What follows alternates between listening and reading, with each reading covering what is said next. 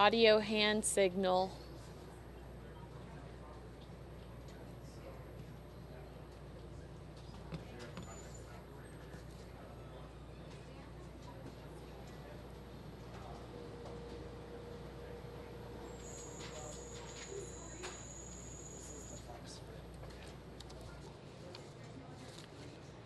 Hi all, and welcome to the 6:30 edition of Fox 10 News Now. I'm Kinsey Schofield. You were promised a speech earlier by Samia from John Kerry. He was in Seattle today. Protests influenced John Kerry trade speech venue. It's actually about a half an hour long speech that he gives. I've sat through it once today and I found it to be quite interesting. So I thought I would share that with you off the top.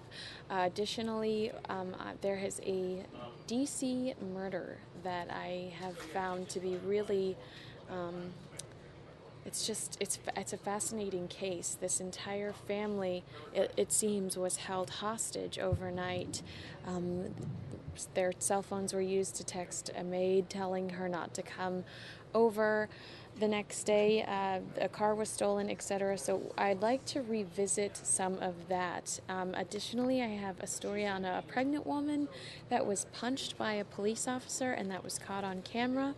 So we've got a lot of interesting things to discuss this evening. But first, I will take you to Mr. John Kerry.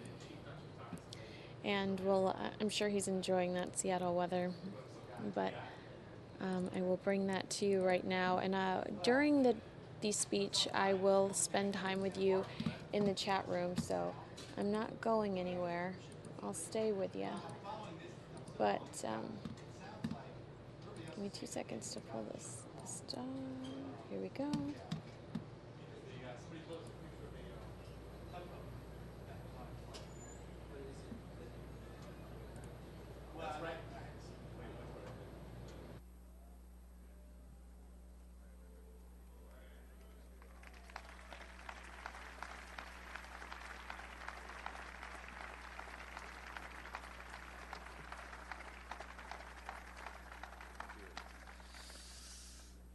Good morning, everybody. How are you?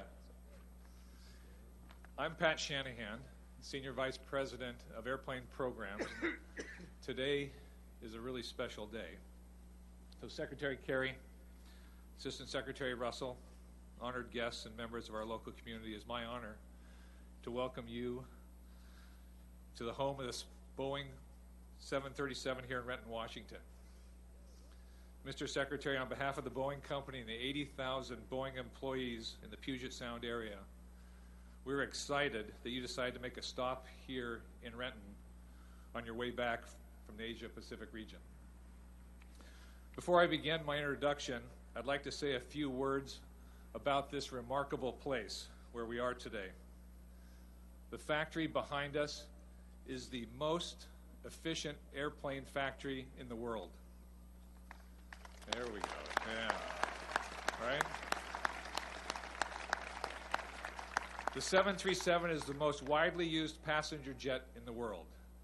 The 737 accounts for about a third of every commercial airplane flying today. A 737 literally takes off or lands somewhere on the planet every 1.9 seconds.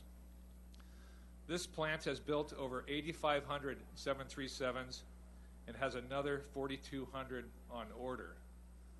That is the equivalent of 8 years of production. To keep up with demand, we are rolling out a new 737 every 12 hours, and we plan to go to higher production rates in 2017 and in 2018. Our newest Boeing family member, the 737 MAX, will begin production in a matter of days.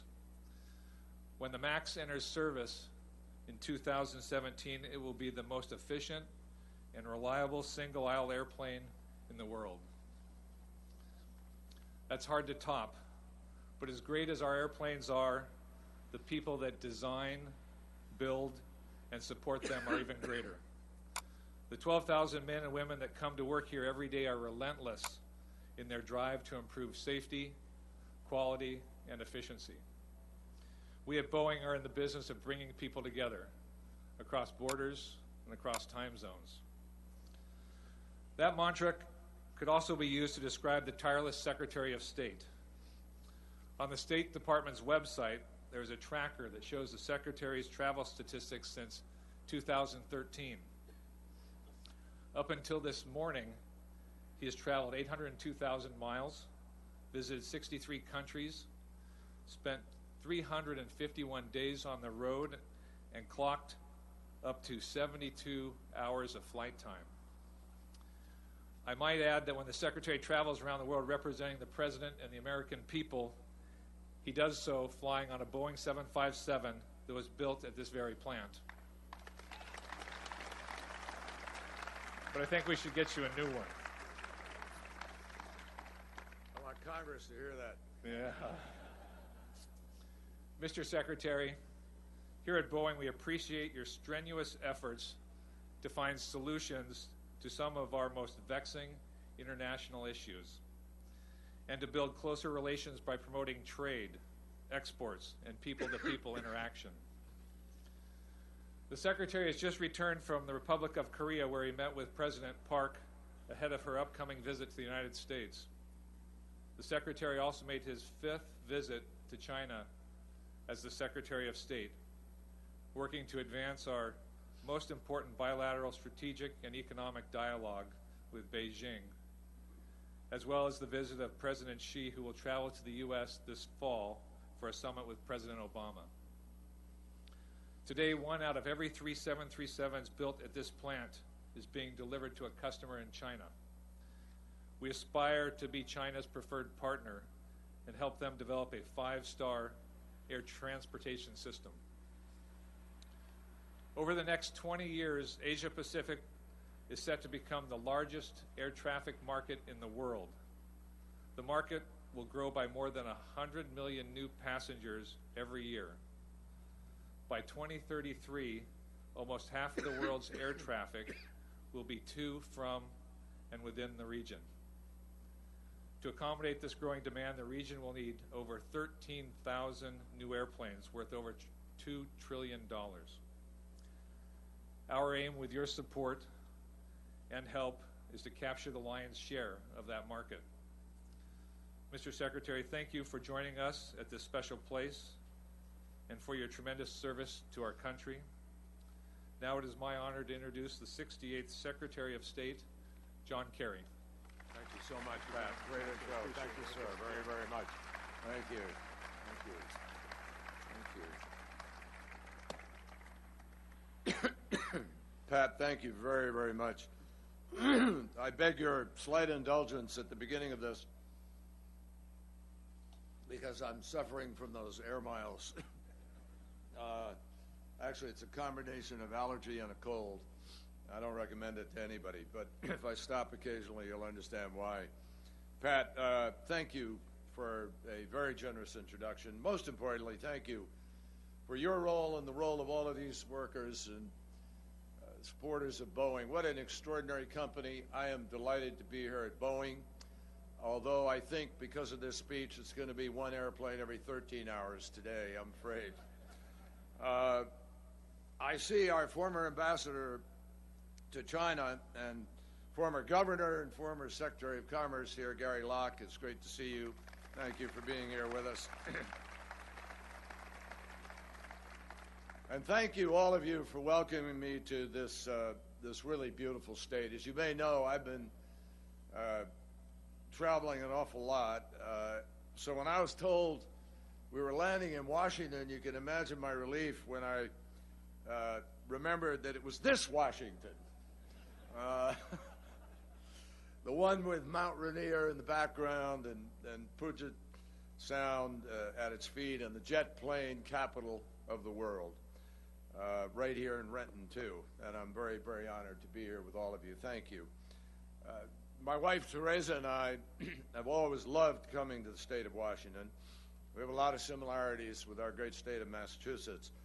But I'm very, very glad to be back here today. And being outside here like this, standing here, kind of brings me back to a few years ago The people of Washington State are not only warm and welcoming, but your judgment is impeccable. And I particularly appreciated that in November of 2004. Of course, I'd have been a little bit more grateful if you'd spent a little more time sharing wisdom with your friends and relatives back in Ohio. It would have, you know. But the fact is, the quality of your engagement has long been on display in the representatives that you send to Washington through many, many years, from Warren Magnuson to Scoop Jackson to your outstanding House delegation and to my former Senate colleagues, Patty Murray and Maria Cantwell. You've always sent the very best to Washington, and both your state and our nation are better for it. Now, I am especially pleased to be back here at Boeing. I landed many, many times at Boeing Field. I'm delighted to be here next to the Renton Field. Today, I finally get a factory tour, and you have no idea how much fun that is for me. Flying has been in my family for generations. My dad was a pilot who enlisted in the Army Air Corps a year before Pearl Harbor, and he took me on my very first flight in a Piper J3 over Washington, D.C. when I was about 10 years old. And I've been a pilot myself ever since college. And like most pilots, I try to fly whenever I can, whatever I can. A few years ago, when I was still in the Senate, I made a trip to the Middle East, and I was at lunch at an Israeli Air Force base down in the southern part of Israel. And the colonel who was in charge was an ace from Israel's Six-Day War, and he knew that I'd been requesting the opportunity to fly in Israel so that I could get a bird's-eye view of the security challenges. And Tel Aviv had refused to sign off on the idea of this senator going flying. But I kept badgering. And during lunch at the base, I'd asked the colonel, hey, check with Tel Aviv one more time, see if we could take a flight. And he comes back to me and he says, Senator, I hope you didn't eat too much because we're going flying. So the next thing, I'm driving out with him. I leave my party at the lunch. I drive out to the airfield. They give me a helmet and a suit, and we jump in this jet trainer. And he says, the moment we're off the ground, it's your airplane. I said, man, he didn't even check my logbook. I'm okay with this.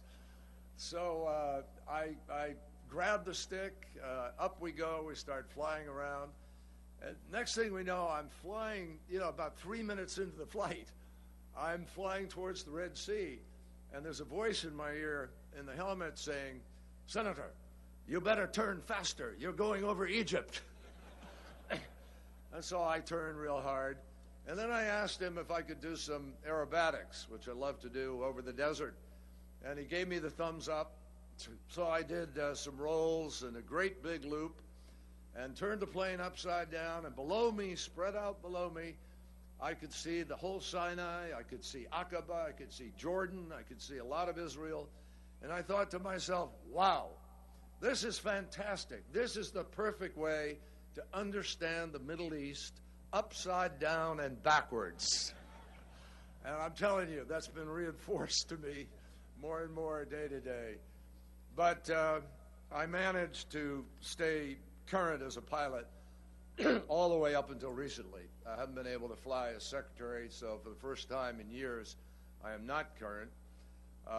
They may not let me fly loops anymore, but I have to tell you, as you heard from Pat, as Secretary of State, I practically live very happily on a Boeing 757. And we have logged, thank you, we have logged over 800,000 miles in a little bit over 2 years with a huge number of crises, and as you know, and a major need to be in personal touch with people, building relationships, and working for the interests of our country. But on that note, I figured since I was here, I'd just come out and ask, don't you think I ought to be able to trade up? I mean, don't you have a spare Dreamliner part somewhere around here? I promise I'll show it off all over the world. Free publicity, just think of it. It's a win-win, as they say in China. All kidding aside, I am very, very pleased that the State Department, the Export-Import Bank, the Department of Commerce, as Gary knows, we've been able to work really hand in hand with Boeing. And we're proud to do so, to vigorously support your business, American business, overseas. And together, we have helped facilitate tens of millions, billions of dollars in aircraft sales everywhere from Indonesia to Brazil to Kenya, and I'm proud of that. I've personally been able to get on the phone with the Prime Minister, our President, and I'm glad to say successfully on some occasions be able to help close some deals. So I'm proud of those 8 years of backlog, and I hope it's going to be 20 before you know it. I'm confident it will be because of the quality of the work you do. Boeing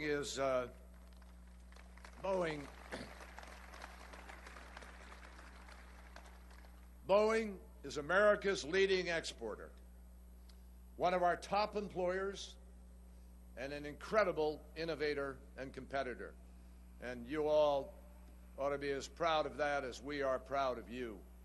I couldn't think of a more appropriate place to visit on my way back from Asia to talk about our nation's leadership role in the growing global economy.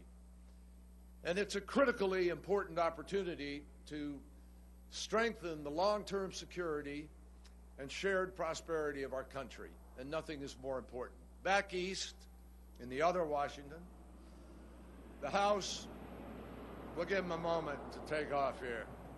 Everybody should cheer. There goes another one.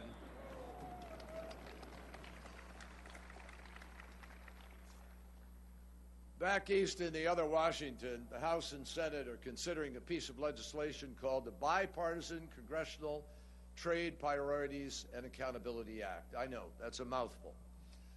But it boils down to whether President Obama should have the authority to conclude and put before Congress the two most significant trade agreements in our history: the Transatlantic Trade and Investment Partnership and the TPP, the Trans-Pacific Partnership. The TPP is currently made up of 12 countries along the Pacific Rim, including, obviously, the United States.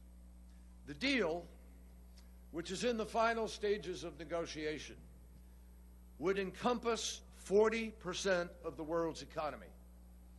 And as with any complex agreement, my friends, there are many details to be hashed out. But the reasons why it is important are straightforward and sensible. First of all, in the modern world, we can't just expect our economies to grow if all we do is buy and sell to ourselves. It's just not going to happen. Trade supports jobs and it builds prosperity, period.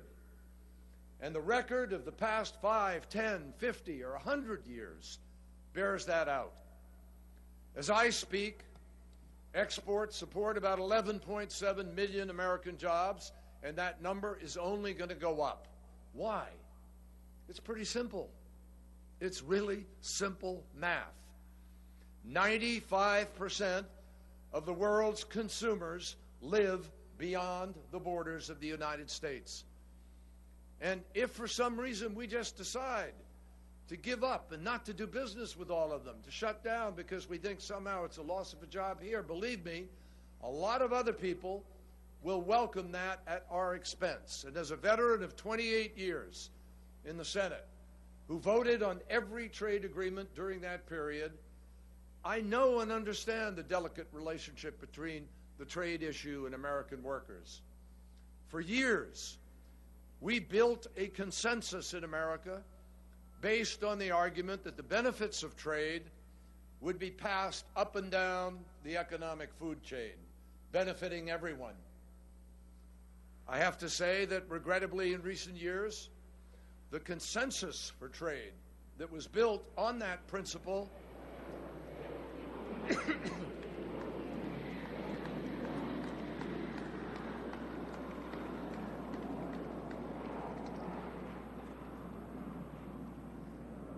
You feel like that's a baby leaving the family? But it's good. The consensus that allowed us to engage in trade through all those years, the principle that it was built on has actually become frayed, because not enough of the benefits are in fact being passed on. And the anger and frustration that has come from that has translated into opposition to trade itself, when the real focus ought to be on the other policy reforms that are necessary to address that concern. For example, on improving tax policy, on strengthening international labor and environmental standards, as is actually being done in these two deals that I'm talking about. The solution lies not in shutting the door to trade itself, but in transforming the system to make it work for everybody. So let me be clear. If we pick the wrong culprit, we will cut off our nose to spite our face.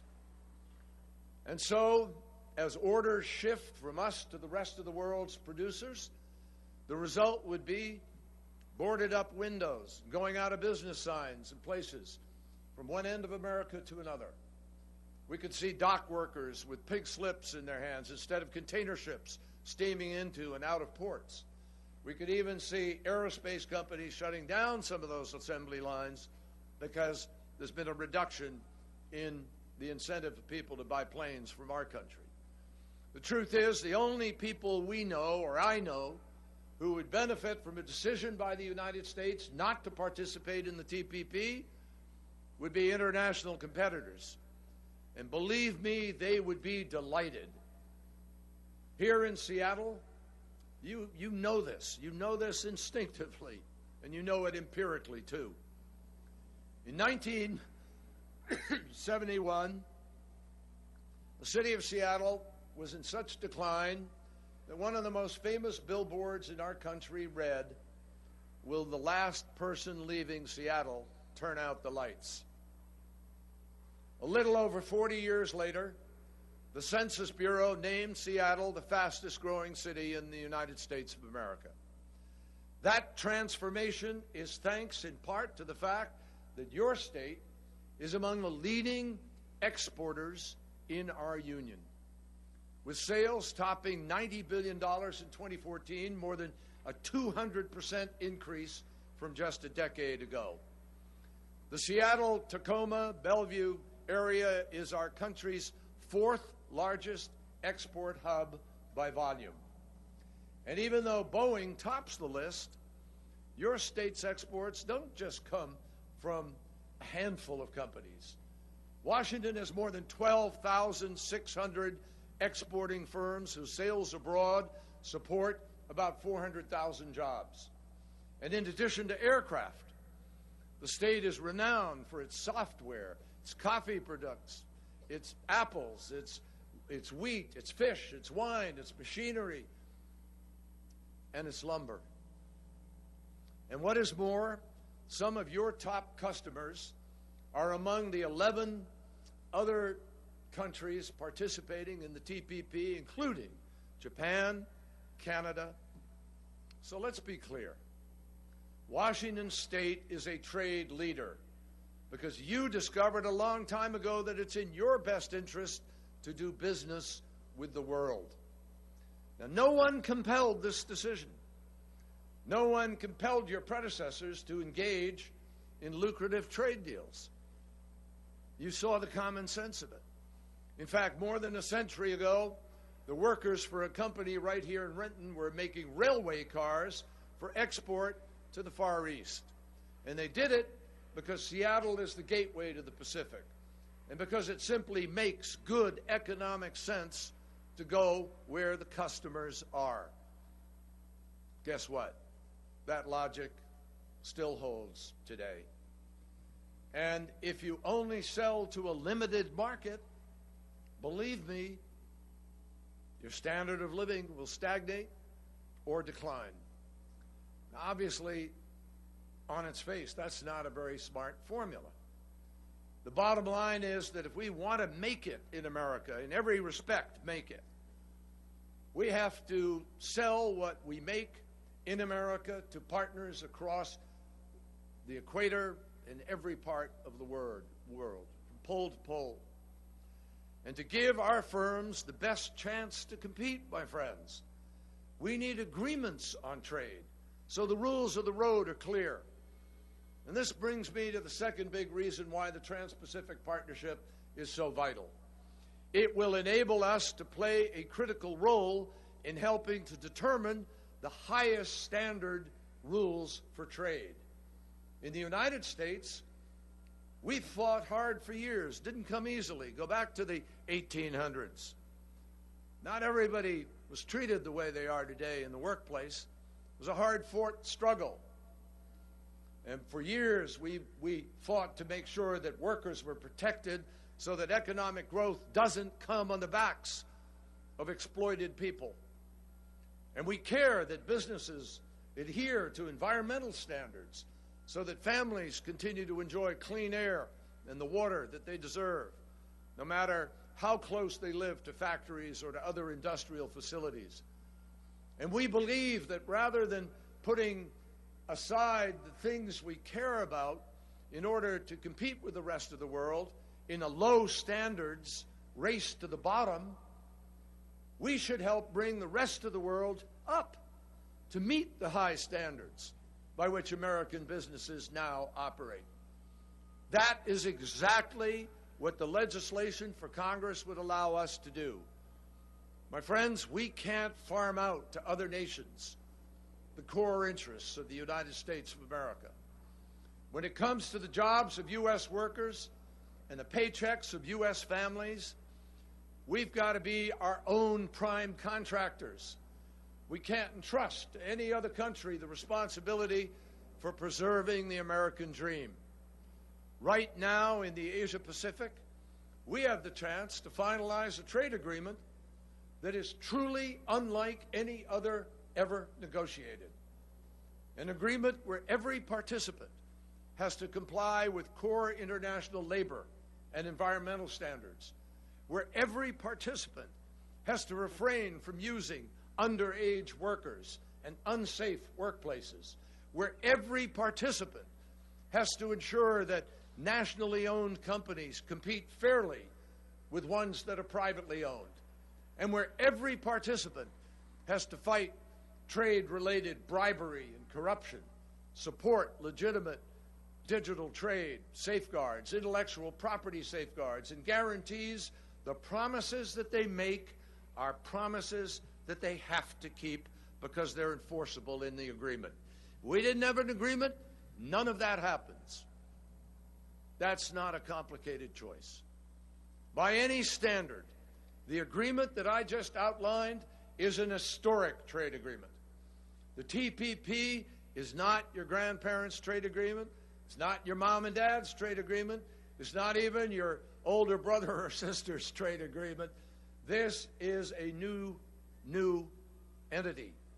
And ultimately, this is a 21st century agreement where the key understandings and high standards are baked right into the four corners of the text, not in a side agreement, not in a letter, but in the text of the agreement itself. Now, as you know, Congress has already begun a new round of deliberations on trade. Parts of the debate have been on related issues, but on the key question of whether the Trans-Pacific Partnership will be good for our country, the arguments have been sincere, they've been passionate, but I have to say to you today that I believe they are also deeply flawed. For example, opponents contend that Congress and the public haven't had a chance to read the text of the proposed deal. Well, the truth is, members of Congress who were sent to Washington, D.C. to represent the public, have had access to it for years. Now, of course, some confidentiality, I think most of you understand, is required in any kind of multilateral negotiation. There are obvious reasons why we don't release every single sentence every day as it's being discussed. When you do that, words get distorted, arguments are undermined, and ultimately consensus and a deal become much harder to arrive at. You know, even labor contracts and other contracts here in this country are more often than not done in a way that they're negotiated and then presented to people. And there's one thing that I learned in this job from negotiating with friends and foes alike. It's that you have the best chance of success when you're not negotiating in public every day. It's the only way to keep the process moving forward and to gain the concessions that we seek from other countries. Senators who are unhappy about this might recall the locked doors and closed windows that marked America's Constitutional Convention 228 years ago, without which we wouldn't even have a Senate today. The important thing about the TPP, my friends, as with our Constitution, is that the final text will be made public. In fact, it will be posted online for a minimum of 60 days before President Obama even signs it. And only after the public has had a chance to review it would it then go before Congress for hearings and for a full and open debate in the United States Congress. My friends, that's not secrecy at work, that's democracy at work. And it's the way we've done business in our country for a very long time. A second argument we hear against TPP is that other countries could use it to dismantle America's environmental standards, Wall Street reforms, minimum wage laws, food safety guidelines, and on and on. I have heard that argument about every single trade agreement that we've ever passed, and it has never happened. And if that were true, I can promise you I would oppose the agreement myself. But it's not true. The agreement won't take away any sovereign rights of our nation, of any nation. It's not going to allow anyone to change our laws other than the United States Congress. Rest assured, with the TPP in place, we will retain our ability to protect our clean air and water, regulate our economy, and uphold all of the laws of our nation. And I have fought my entire career for many of those things. And I don't intend to start undoing a lifetime of work now and turning my back on all of that overnight. The third major argument that you hear against TPP is the standard line about outsourcing and globalization. Now, this is a kind of gut reaction that I respect. It reflects the real impacts that Americans feel sometimes as the result of technological and economic transitions that are always taking place in a nation on the move. It's a genuine feeling. And I've talked to many workers in many states through the course of my career who have been affected by change. And many of you know them, and some of you may be them. But I want to emphasize this concern needs to be directed at the right target. Outsourcing occurs because of the mobility of capital and labor and market competition. And the remedy is not to pull back from trade agreements themselves or to attempt to stop globalization, because that's not possible. Globalization has no reverse gear, my friends. As technology continues to evolve, as more and more people in the world have smartphones and look and listen to what people are doing and thinking in other countries, the world will become more interconnected, not less.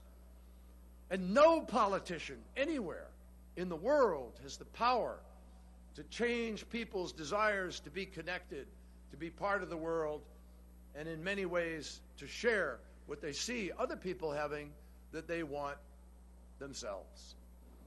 So no matter how hard people may try to pretend otherwise, no matter how many politicians may stand up and appeal to the instinct to play to that fear, the fact is globalization is here to stay. No one can put that genie back in the bottle. What we can do is mitigate the negative impacts. And in the end, when you measure all the benefits against all the negatives, I believe the balance says it is absolutely a good thing for our nation and for the world. From our nation's earliest days, we have been trying to encourage more people. Just think about this. For years, we've encouraged people, embrace democracy, be like us, join capitalism, compete in the free market. We've urged them to adopt our economic system, our rules. We want people to support an open marketplace and capitalism and the free flow of investment. We deeply value the ability to start up a company, make a product, sell it worldwide, take a risk. That's how we've always defined America. And we have argued for centuries that the most responsible role government can play is to respect commerce, not impose government will, but develop a framework of the core principles built on freedom, freedom to take a risk, freedom to invest, freedom to take the job you want, and then get government out of the way and let the private sector do what it does so well in this nation.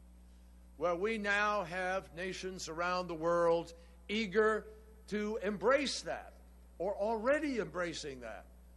Their economic interests compel them to do so.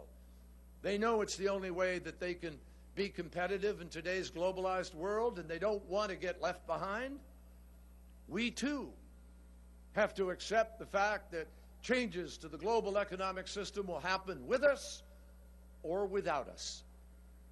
So instead of resisting change, we ought to be investing in our people in order to make sure we can take advantage of that change. We have to continue taking critical steps that will make us more competitive and spread the benefits of globalization far and wide, including, as President Obama has proposed, through trade adjustment assistance, through lifelong learning, through support for innovation and research, from helping every young person to get a higher education, and from reauthorizing crucial institutions such as the Export-Import Bank, which are helping local small manufacturers like the Measurement Technology, Northwest Inc., and Engineered Compact Systems expand their global footprint abroad.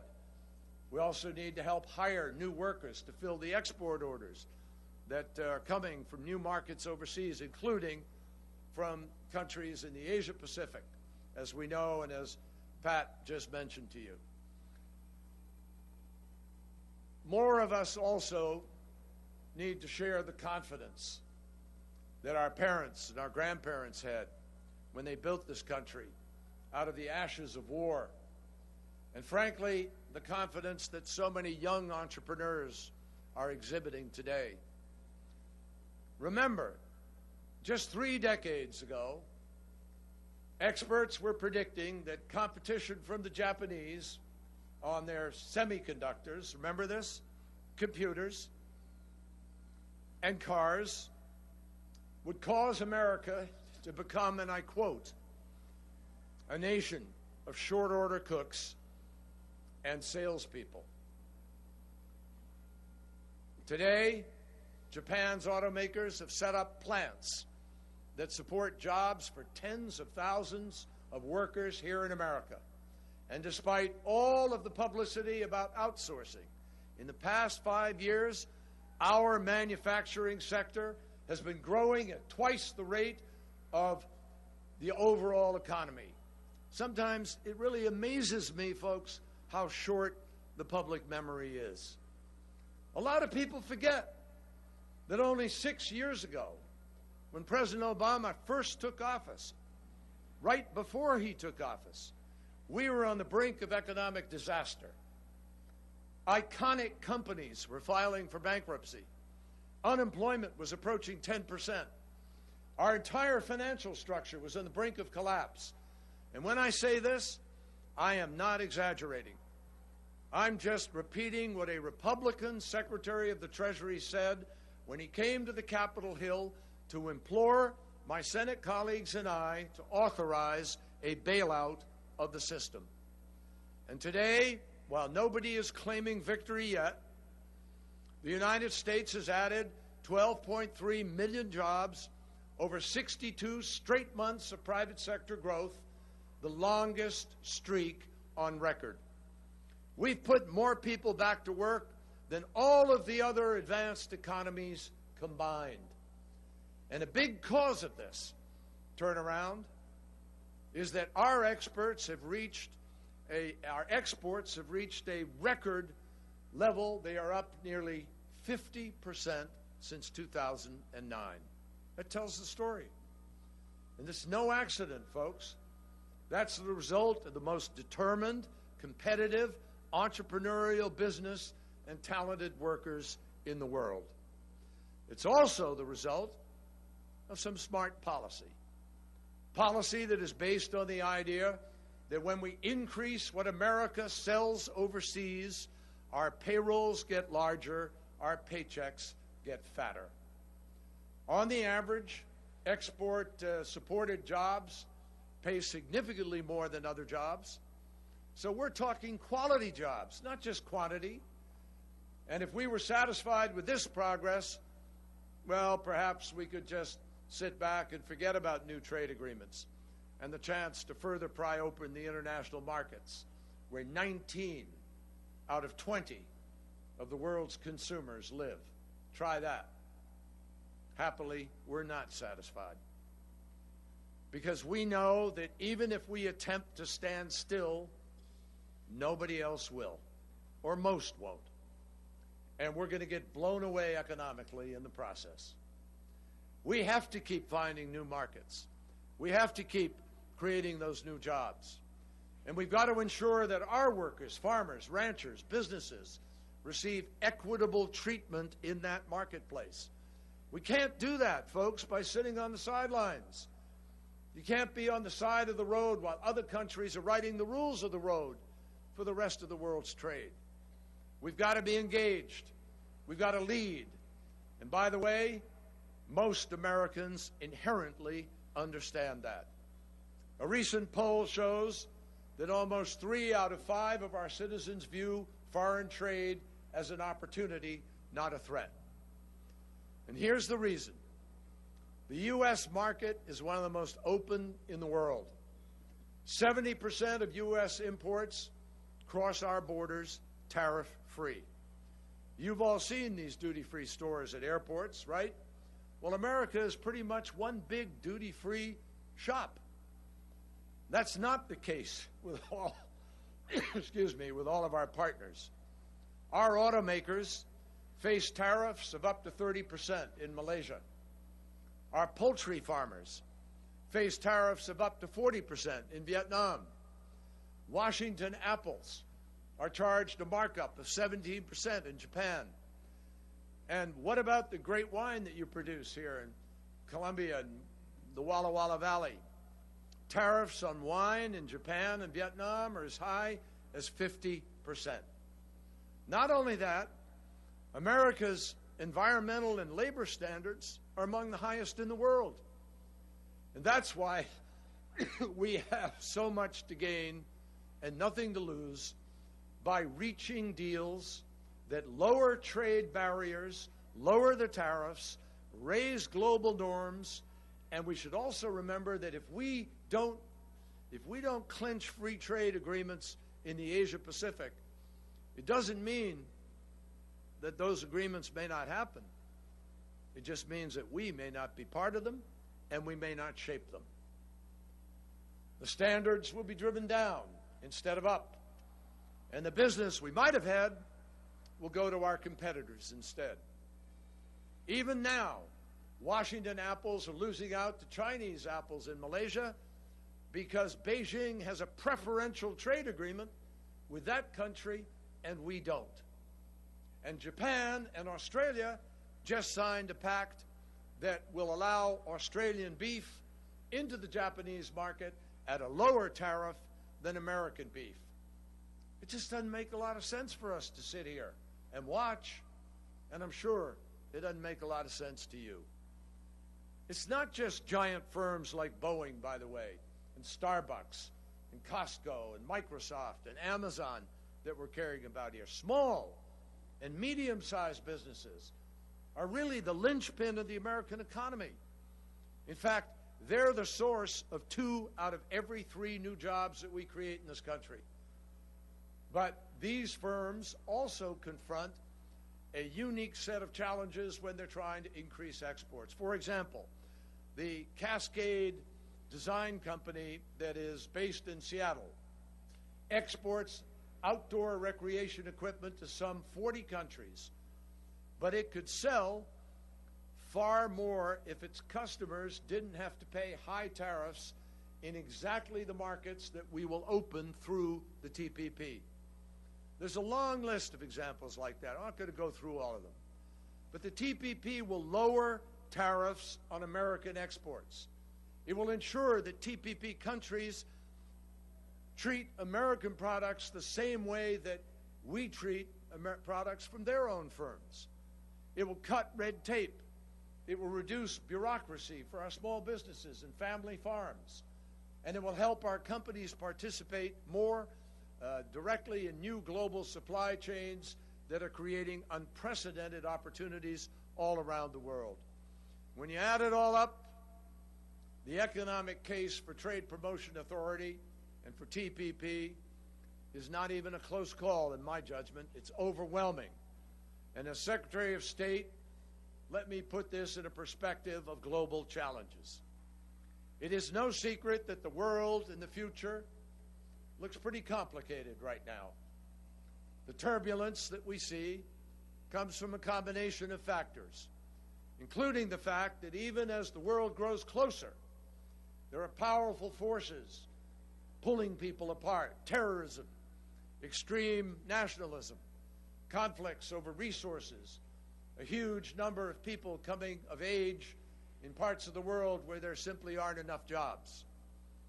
This creates a race between opportunity and frustration that we can't afford to lose. Expanded trade can help us win that race by spurring innovation, and as we've seen in Asia and elsewhere, helping hundreds of millions of people to lift themselves out of poverty. And poverty, my friends, is where you see much of this violent extremism born. Just as important, trade agreements such as the TPP will help to knit America and our partners together so that we are better able to cooperate on other areas. It helps to create a community of common interests on trade that will reinforce trust and help us expand our cooperation in other areas. And that matters, my friends, because the Asia-Pacific is the single most dynamic part of the globe today and where much of the history of this century is going to be written. It includes the 4 most populous countries, the 3 largest economies, and a huge and rapidly growing middle class that want to fly in the planes that you build here. The good news is that our engagement in this region is welcome and making a difference, because our partners know that our markets and even our futures are absolutely closely linked together. If we were to retreat from the Asia-Pacific, and if our friends were in turn to turn their backs on us, we would face a much different world than we have known in recent decades. And it would not be a world that is more secure. So let me be clear. We know that our goals in the Pacific are critical because we want what most countries in the region seek: a place where the sovereignty of every state is respected, whether they're big or small, a region where disputes are settled openly and in accordance with rule of law. We, all of us, frankly, can help make this happen if we're fully involved economically, just as we are diplomatically. In fact, as my colleague Ash Carter, the Secretary of Defense, has suggested, the Trans-Pacific Partnership is as important to American interests in the Asia-Pacific as our military posture. Completing the TPP would send a message throughout the region as well as the world that America is and will continue to be a leading force for prosperity and security in the Asia-Pacific.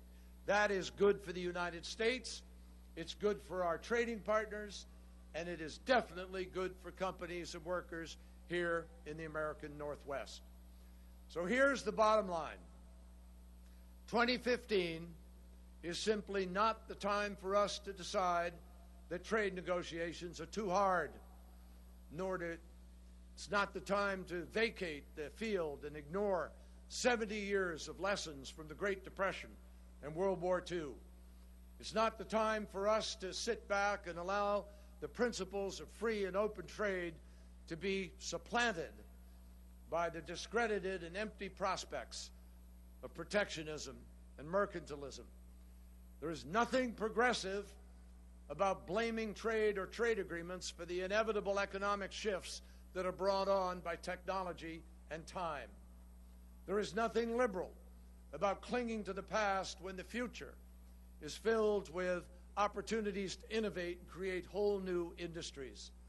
And there is nothing more in keeping with the traditions of Washington State, American traditions, than to look over the horizon for the connections that will create a stronger, more prosperous, and secure future for the people of this region and of all America. My friends, more than 50 years ago, when Seattle hosted the World's Fair, American exports were worth only about 1/20th of their value today.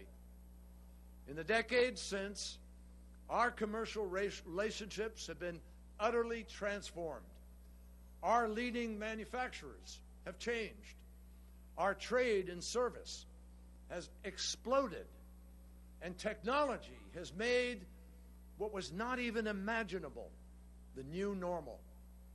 We are living in a wholly different world, an exciting time, except for one thing: the need for American leadership. Like the generation of Warren Magnuson and Henry Scoop Jackson, our generation faces a test that we cannot allow partisanship or any other source of internal division to prevent us from meeting. We have an opportunity before us to shape and elevate the global rules of trade for decades to come. We cannot shy away from this task, just as we cannot walk backwards into the future.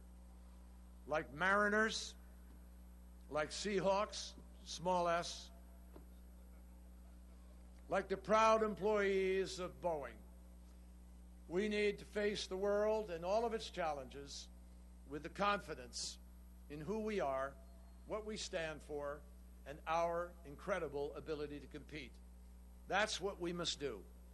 And I am confident, as I look around this extraordinary manufacturing center, as I look at all of you, that the United States will get this done, and Washington State is going to help us do it. Thank you.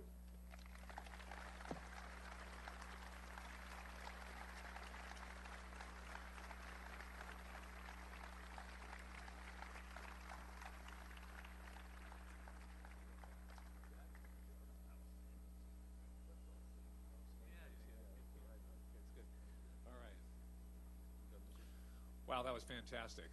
I'd love everyone to help me thank Mr. Secretary. Mr. Secretary, thank you for sharing your important work. Thank you for your advocacy on behalf of the Boeing Company, and thank you for your enduring service to this great nation.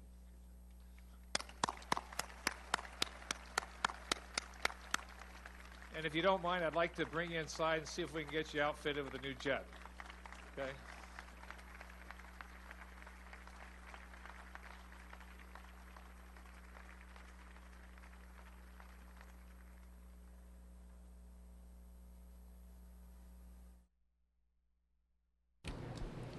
I'm not John Kerry.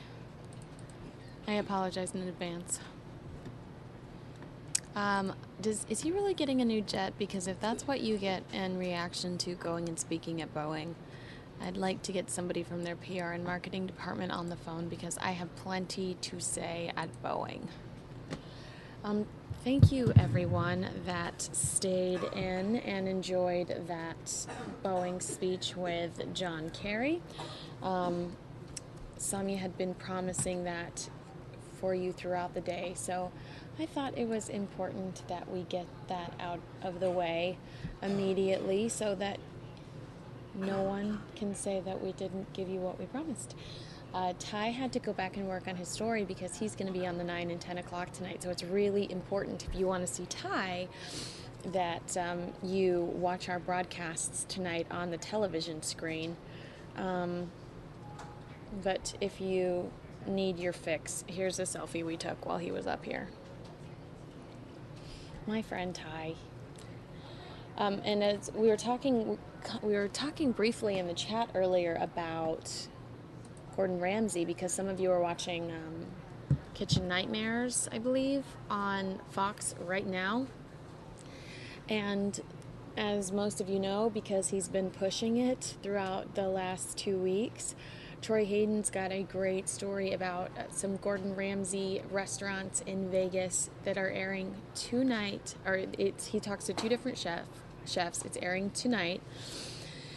And in the chat you mentioned Amy and Sammy, which was filmed here in Scottsdale. Amy and Sammy Buzaglo. I love Amy's Baking Company. I've eaten there on numerous occasions. I love Amy and Sammy. I think they're actually really good. Well, I don't know. They're really enjoyable to be around. I like them. And Amy's cooking is delicious. Her desserts are delicious. Her food is delicious. And Lauren just regulated, you're watching Hell's Kitchen, not Kitchen Nightmares. I apologize. You're watching Hell's Kitchen. Either way, they both sound that either whether it's hell or nightmare, it sounds traumatic. So Gordon Ramsay's involved. And I apologize for misspeaking. One of the stories that I have been so fascinated by over the last few days is this DC family murder. I'm going to pull it up because this is just one of those mysteries that capture your attention immediately. I mean, you were just immediately suspicious in regards to this case. A Washington power couple murdered in their home with their child. Their child is there. Everything about this case has just been very suspicious, and this is our Fox DC channel. Oops, large. This is our Fox DC channel. This was the initial story that they ran on this murder on the 14th. And I'm going to play a couple of different videos for you about this case. The first is the first story that the DC channel did. The second is the press conference following it, because they were immediately like, something isn't right about this. And then the third is a debate that was on Fox National, I believe earlier today, that it gives you a lot of new details that make you very uncomfortable with video of somebody that they think might be a suspect. So let's tune into these stories. I really would like your feedback in the chat room, because when you watch the last story on Fox National, that's where you kind of start to build some conspiracy theories in your own mind. It's fascinating. Hey, hon. You know that Actually, I'm going to cut it out of the commercial. We're going to not watch that commercial. You're going to watch me for 2 more seconds while this commercial passes. I didn't think we were going to have to watch a commercial because I've already had to watch a commercial on this website. But oh no, multiple commercials.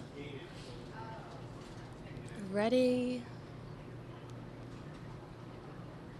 This is the longest 30 seconds of my life.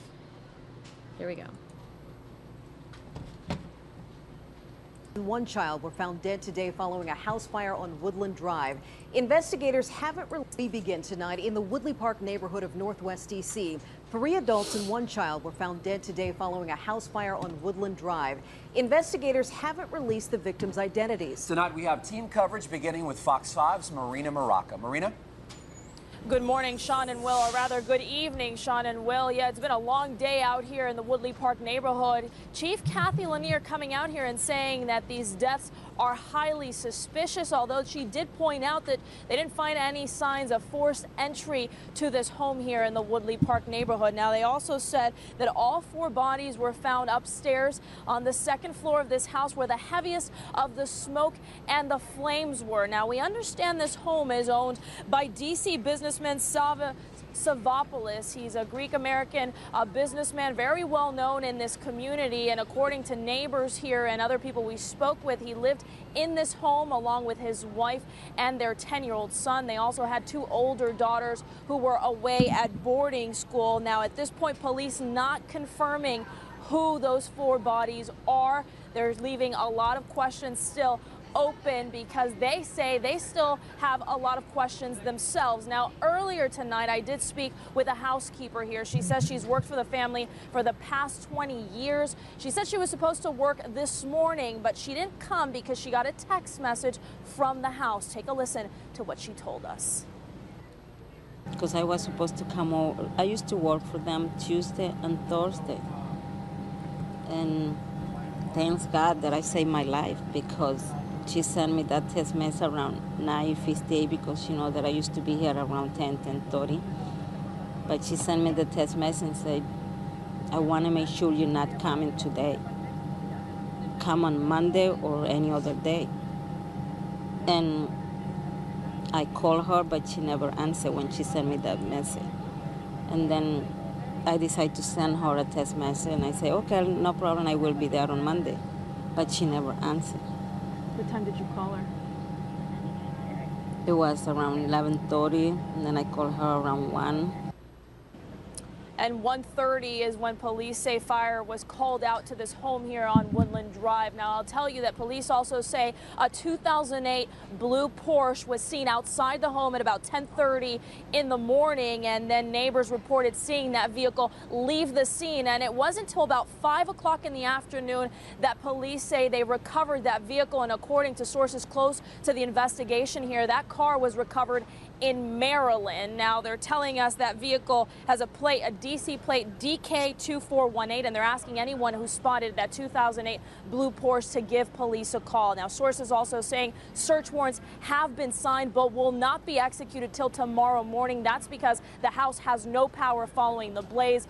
Also, because it is so dark out here, they want to wait until day breaks to make sure they miss none of the evidence. Now, Alexandra Lamone is standing by here in the neighborhood. And Alex, you spoke with neighbors and other friends who are also puzzled as to what exactly took place here.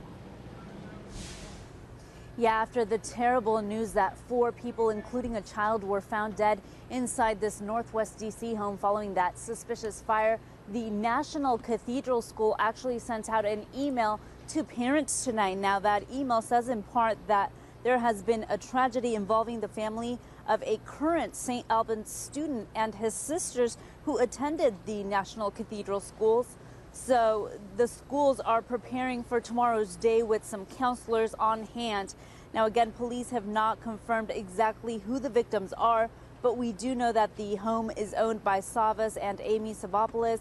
The couple, we're told, has 3 kids, and there are also housekeepers and other employees who come and go from that house. So tonight, close friends and neighbors, as you can imagine, are just incredibly worried, wondering who those victims are, because all we know at this point is that they were 3 adults and 1 child.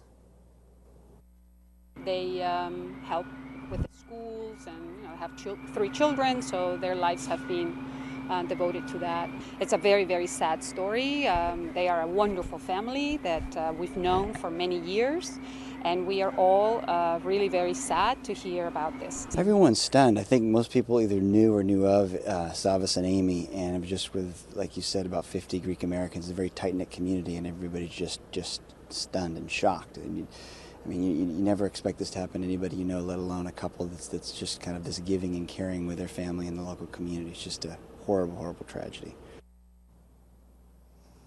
The Savopoulos family, I'm told, is very, very involved both in their neighborhood, also in the Greek Orthodox community. Now, tomorrow at 2 o'clock, the National Cathedral School is inviting any parents or families who want to join them at the Bethlehem Chapel in the cathedral for prayer and support. Again, that's tomorrow at 2 o'clock. Reporting live in Northwest D.C., Alexandra Lamone, Fox 5 Local News. So that is the initial news report. That was the initial report I found from D.C. about this case. Inevitably, they had a press conference, which I pulled for you too. This is just a brief video where police come out and say that they are very concerned about this. They need help with the case, but they think that these are very strange circumstances. So I'd like to... I'm reading some of your feedback in the chat room. Some of you talking about feeling bad for the officers that have to some of the officers that had to guard the scene. Rachel said, I feel bad for the uniformed officers keeping guard of the scene. Yeah,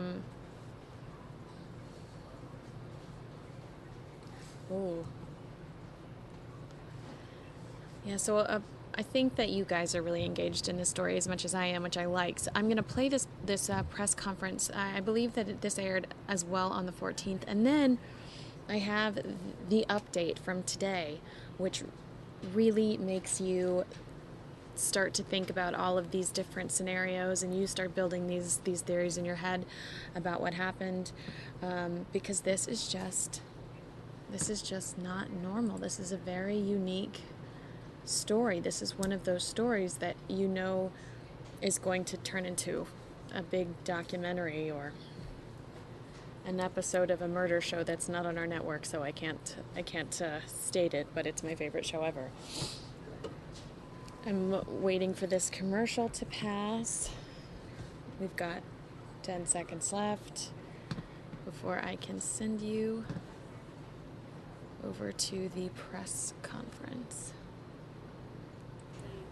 1:30 p.m. We got a call about a fire on Woodland Drive. The DC Fire and Emergency Management Service, Emergency Medical Service responded to that fire. It was a one-alarm fire. Upon our personnel entering the house on Woodland Drive to extinguish the fire, they discovered 4 victims in the house. We know that there were 3 adult victims and 1 child victim. Our Assistant Chief Baker is here, who will provide you an update on the fire department's response to the scene, who will be followed by Chief Kathy Lanier, who will give an update on the police department's efforts at the scene.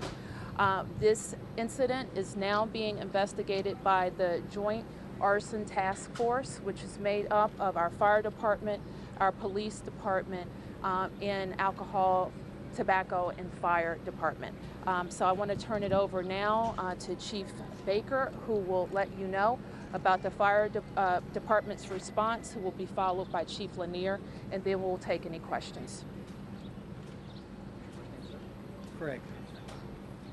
This afternoon, the DC Fire and EMS Department was dispatched to the address on Woodland Drive for a report of smoke coming from the house. Units arrived on the scene to find smoke coming from the 2nd floor. They initiated a firefighting effort in that area of the house, and at the same time extended a search of the house for possible victims, locating 4 victims on the 2nd floor of the home. About 50 firefighters operated on the scene, and it took us about 30 minutes to bring the fire completely under control.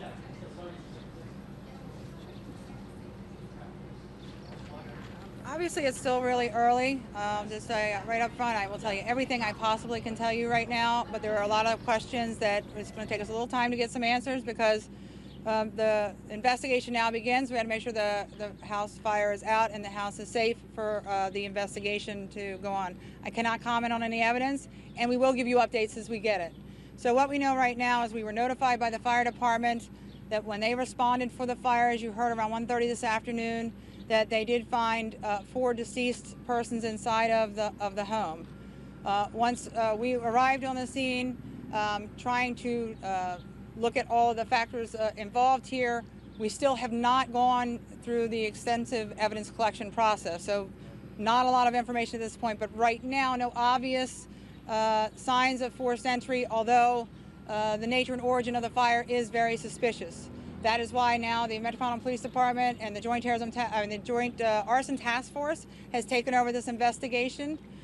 We are asking for information from the public. So we know that there is a Porsche, a 2008 blue Porsche 911 that was last seen at this home this morning around 10:30 and has not been seen since. So we now have located that car.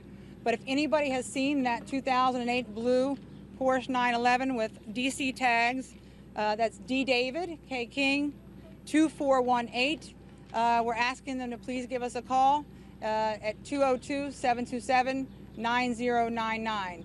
I will also say that we have a team of officers now that are going to be going out throughout the neighborhood, knocking on doors. We understand that there's a lot of residents that are trying to find out what happened and want to, some reassurance and know what's going on. So the officers over the course of the next several hours in the neighborhood will be knocking on doors to ask for information and to let people know what's going on so that we can try and make sure everybody knows what's happening here.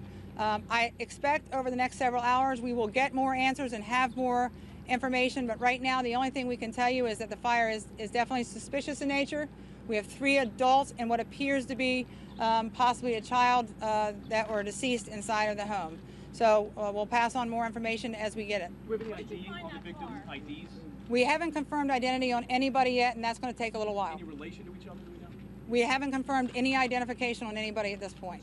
Any sense of age on the child? Any sense of age on the child? I can't tell you exactly where the car is located. I know the car has been located in the last hour, but we don't know where that car was between about 10:30 this morning and when it was recovered within the last hour. That's why we're asking for information. I don't have that answer. Someone with the car?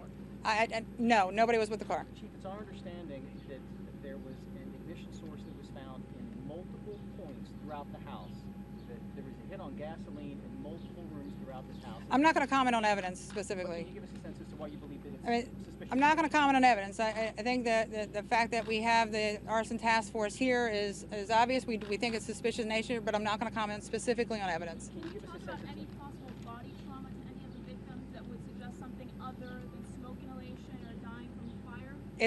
It's extremely early for us to start answering questions like that at this point. Right now, we don't have the answers to that. It's going to take us a little while to get those answers, so we'll have to update you later. On the second floor, do you know if they were all in the same room? Do you know? I'm not gonna comment on that. Is there a recent call history to the police?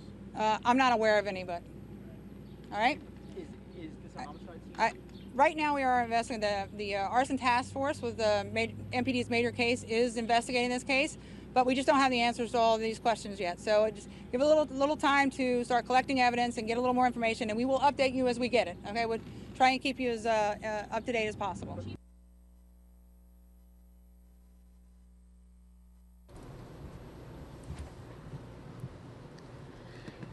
That was the press conference. I thought that was very interesting. It's difficult to think about. It's difficult to think about the fact that there's a child involved, that there is a little boy involved. A lot of you are saying in the chat room, was it murder-suicide? I think that's a fair question. However, you're going to see with this update that they don't believe that that's the case. It's good instincts, though, to suggest that initially. But you're going to see with this next segment that this is a very unique case. And again, I mean, a child, a maid, or a housekeeper, and the husband and wife. This is going to be really interesting when we see the entire picture. But right now, it's a lot of guessing, and it's a puzzle at this point. We're all trying to put these puzzle pieces together, and this is the latest video I found from the DC case, and I'd like to play it for you now and then get your take after seeing all of these videos, all of this kind of unfold over the last few days. What do you think the scenario is? This is the last video of my my DC trilogy. New information on the murder mystery surrounding a quadruple homicide and mansion fire in Washington, D.C. Authorities looking into a voicemail the homeowner left for his housekeeper on Wednesday, saying she should not come to work on Thursday because his wife was sick. Police, in the meantime, still searching for a man seen on this surveillance tape running near where the car was left, the homeowner's car. That homeowner, his wife, their 10-year-old son, and another housekeeper that also worked for them were killed by blunt force trauma and stab wounds. Authorities are calling the fire that ensued at the home suspicious. Rod Wheeler, a former homicide detective in Washington and a Fox News contributor, joins me now on this. So, Rod, you've been covering the story since really it first broke. Over the last 24 hours, what do you think is the most important development? Well, there has been a number of updates and a number of important developments. One that I actually witnessed firsthand just yesterday, Jenna. I actually visited the area where that vehicle, the Porsche that we see in the picture there, where it was abandoned. And it was abandoned behind a office complex right by a church. What was interesting, though, that I saw yesterday, Jenna, is that the D.C. police and the Prince George's County Police and Metro Police were all out there with their canine dogs trying to find a scent. That's very substantial, because what does that mean? That means that they believe, Jenna, that this suspect or suspects that we see running in the picture, he was heading towards the New Carrollton Metro Station. So I think what they're doing right now, they're getting the video from the Metro Station and they're trying to match it up to what we see on the screen right now. So they're trying to track this. It looks obviously like a man on the screen. That's all we have right now. How difficult is it, Rod, to piece together this surveillance tape and try to find this individual? Well, that's an excellent question. And I don't think it's going to be too difficult, because you know what they've been able to do, Jenna, and this is so important. They've actually been able to kind of narrow down the timeline in terms of when that car was actually set ablaze there outside that church to the time in which it would take for an individual to get to that Metro Station. Now, real quickly, another thing that was hugely significant yesterday is this strange telephone call that was made by the gentleman that was killed in the case to his other housekeeper. He made that telephone call, Jenna, on Wednesday night. That is very significant because he was probably being held hostage at that time. Okay, so that's the working theory that you have. And let me just fill in our viewers on this. So this family had two housekeepers that had worked for them for years, one woman for 20 years. So these were basically like members of their family. The husband calls one of them late at night and says, listen, don't come in tomorrow. And that woman apparently told police and also have told reporters that she felt there was something wrong because his voice was really tense. She also went on to call the wife because he said the wife is sick and she was worried. She calls the wife, no one picks up. So she's having a feeling that something is going on. And that leads us to your theory, Rod, that really this crime began on Wednesday at some point. Exactly, and I've been saying that all along. And real quickly, here's why, Jenna, because on Wednesday is the day and the time that the original housekeeper arrived at the home. And whoever got into this house had to get in without breaking in. So I suspect, and this is only speculation, is that when she arrived at that home that afternoon, someone either rushed her or they went in with her. And so that's why I think the investigators right now, Jenna, they're looking at everyone and anyone in that area who may have been watching this home, may have been watching the movements of this housekeeper. The area, the neighborhood itself, Rod, also reported a lot of strange events. The police had actually noted that neighbors had called and said that there was an aggressive customer service representative. I believe it was, somebody that comes to the home, that people were a little bit nervous about what was going on in the neighborhood. In the meantime, the housekeeper that shows up on Wednesday, according to her family, was really ready to return to El Salvador. She had been here for years and she was feeling stress from her job. Now, yesterday you told Greg Jarrett on Fox News that based on the use of a knife and the blunt force trauma, that you had a working profile of who this criminal might be. Who is that, and why do you think there might be a tie-in? Well, what we typically find in homicide cases is that certain groups use certain types of weapons when they commit crimes. Individuals of a Latin descent typically use a knife or some type of blunt instrument when they commit their crimes. Now, that's not to say, Jenna, that this was a person of Latin descent that committed this crime. I'm just saying one theory that the investigators are looking at is that we typically see a knife being used if there is this type of crime. In the D.C., Maryland, and Virginia area, the weapon of choice is the handgun, not the knife. Only people that tend to use the knives, Jenna, are people of a Latin descent. Now, so they're definitely going to look at that as well. So there's a question about that. The housekeeper was from El Salvador, wanted to return home. Do you have any feeling, Rod, that this, in some sort of scenario, could have been an inside job, meaning that the housekeeper herself might have been involved, a member of her family, someone that knew something about this family and what they might have in the house? I think so, Jenna. I really think it was somebody on the inside who knew the operations of this home. And one other real important piece of evidence here is the gasoline, Jenna, that was used to start the fire. Where did that gasoline come from? And I, as well as some of my other homicide colleagues that I've been talking with, we believe it's somebody who knew that that family had gasoline in their garage. Now, who would know that? That's what we don't know, and that's the question the investigators are trying to figure out right now. A big question, and so scary, and what an awful story for this family. And a 10-year-old little boy also lost in all of this. So we certainly want resolution. Right. And Rod, thanks for working on this story with us. We look forward to having you back and sure. finding out whoever did this. Thank you so much. Thank you.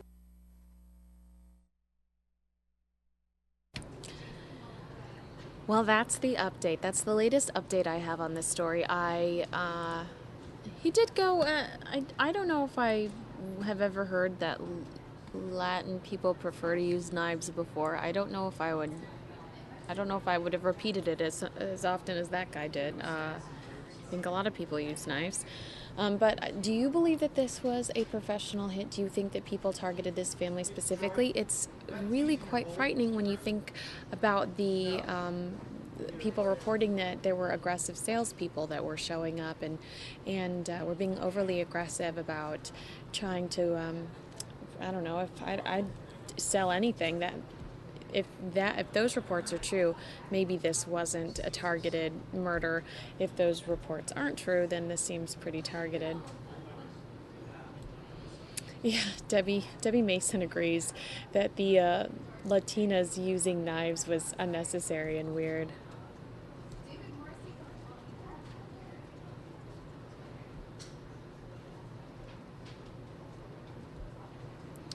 PFC thinks it was somebody that knows the family and it could have been a target for money.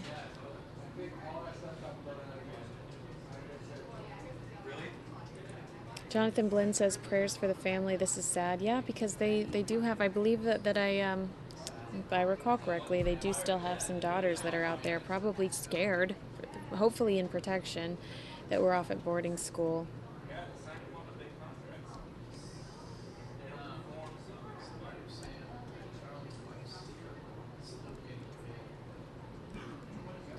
Debbie Mason says the FBI can enlarge the face on the pic with pretty great clarity, better equipment than regular police. I hope that's the case. I did think that it was interesting that they discuss how by just catching the suspect on that one video, they're going to try to piece together other videos and find them. So I hope, my fingers are crossed that they can actually do that. Alfredo says crime planning 101, never use public transportation. That's a pretty good rule, Alfredo. Alfredo says they can use that time frame to scan the train station cameras. Absolutely. I hope that they see somebody that fits that description that looks similar to the suspect that was in the initial video. And again, Alfredo saying 2015, you think that they would have updated the cameras. We just had a story about this here in Phoenix with the updated cameras on the light rail. The light rail cameras were terrible quality, and so it was hard to see when 3 people attacked a man for his bicycle and bag. Recently, we went to the light rail and said, "When are you going to update your cameras?" And they said, "It's coming."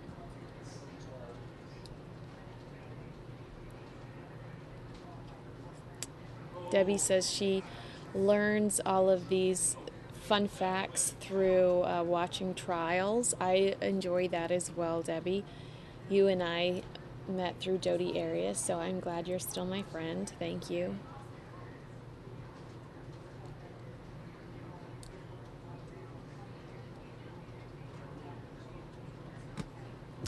Yeah, so I thought that was very interesting, and I want us to stay up to date on that. If you wouldn't mind, we've got a lot of time on our hands here on the 6:30 to 9 show, so I wanted us to kind of catch up on this DC murder, and inevitably together we will find out who did that and what the motive was, because that's going to be very sad and very interesting. I found a story out of Texas, and let me make sure I've got the right video. Nope, that's not the right video. Found a very sad story out of Texas about I feel like this is a crime time with Kinsey, because I kind of pulled some, well, other than the Kerry, I pulled some interesting stories that are all related to crimes. Texas, no, where is my Texas? What did I call that? It's the murder trial, and Deanna Cook is the victim, and it's out of Texas, and I pulled it because it's a portion of her mother's testimony, and it was the saddest testimony I've ever seen in my life. I got goosebumps watching it, and so I hope I can find it for you. If not, I'll turn it on something else and keep looking for it. But it was the saddest testimony I've ever seen. She says that when she found her daughter's body, she knew that her boyfriend had done it, and she said she's crying uncontrollably, saying she knew it was him. And I can't find it. Oh no. So until then, let me find one of my other stories for you. Here's a fun story. Rachel earlier asked me if I found anything at the Kate Spade sale. And I told her I have a red dress. She wanted to know when I was going to wear it, and I said when it arrived. But this story out of New York says you shouldn't wear clothes after you purchase them, that you should wash them. A lot of people do wear clothes immediately after purchasing them, and this Fox story out of New York says don't do that. That's not sanitary, so enjoy. Just because your clothes may still have the tags on them doesn't mean they're fit to wear. Dermatologists say even adults should wash their new clothes before wearing them. See patients come in all the time that say they went to a new store, tried something on, even actually in the dressing room, and came out in a couple of days and had a reaction.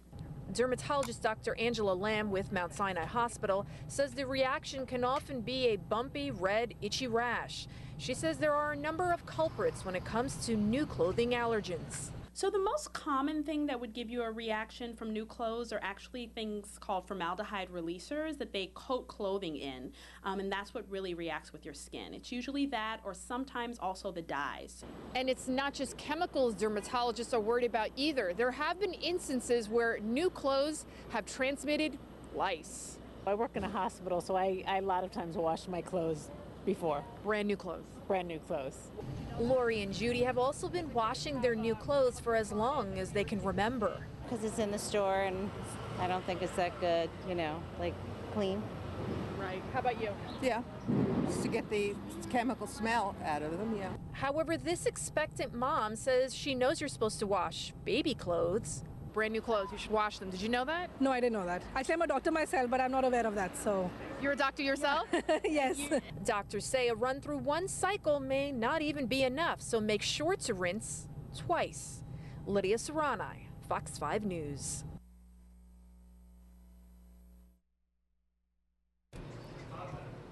Rinse twice is the advice we're given. What are you saying in the chat room? Lice, bugs. Ooh. Ooh. Gio Leo says he's got some jeans coming in the mail and he's anxious to wash them now. I support you, Gio Leo, in washing. I found the story that I was looking for, but I have to re-download it, so if you'll just give me a moment. That's not it. I guess I could play another story for you while I pull it up.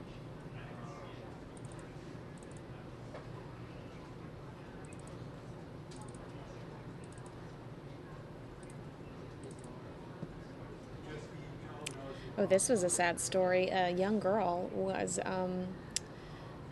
died after somebody she knew set off fireworks in a house and didn't realize she was still sleeping upstairs. And watching her mother speak at this boy's trial. This is another sad one. Again, crime time. But I think it's a good lesson. We're going into summertime and we need to be careful with fireworks. That's why I pulled this. I have brothers. I know how fun fireworks can be, but you really do need to be cautious, especially, there's a lot of activity happening in the newsroom right now. So I'm going to let you watch this story. This story is out of...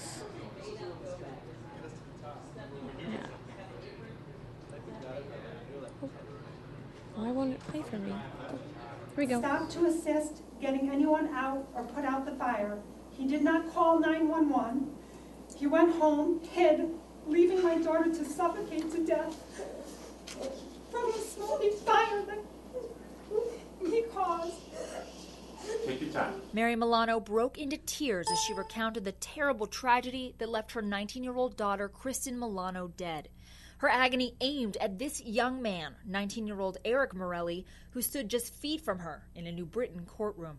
I want Mr. Morelli to serve the maximum sentence allowed by the court. On Monday, Morelli pleaded guilty to the first-degree manslaughter of Kristen Milano, a plea deal that drops 4 other charges against him, arson and 3 counts of reckless endangerment. Are you satisfied with your lawyer's advice? Yes, Your Honor. His plea linked to an incident from last summer where Morelli threw fireworks into this Southington apartment in an attempt, he claims, to wake up his friend Jason Milano. It took just one of the fireworks to ignite a blaze and cause Jason and his aunt to flee the home. They didn't realize that Kristen was sleeping on the 2nd floor where she died from smoke inhalation. He gets to see his family every day. I have to go to the cemetery to visit my daughter. Morelli was straight-faced and speechless as he walked out of court. Now he awaits sentencing and a possible 5 to 20 years behind bars. So coming up at 10, Troy Hayden's share their secrets. You want to be famous? You want to be rich? You want to watch Fox News at 10 o'clock? We'll see you there. Troy Hayden was doing a commercial right in front of me, and I didn't want to ruin his commercial. Let's see what the chat's saying about some of these stories.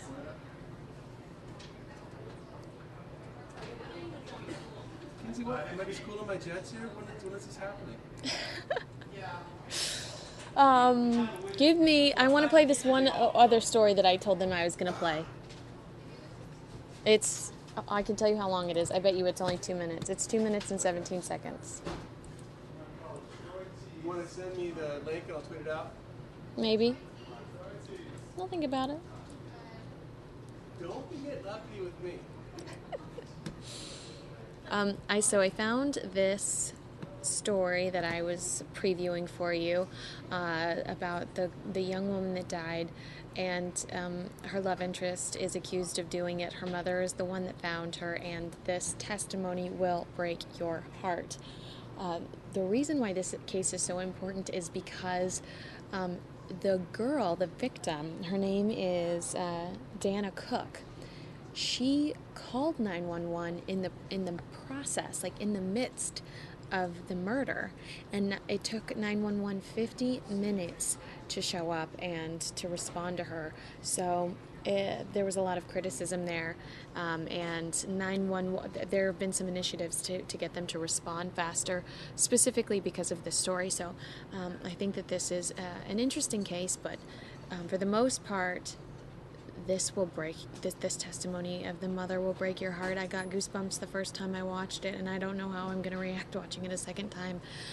So I look forward to seeing your comments on the other side.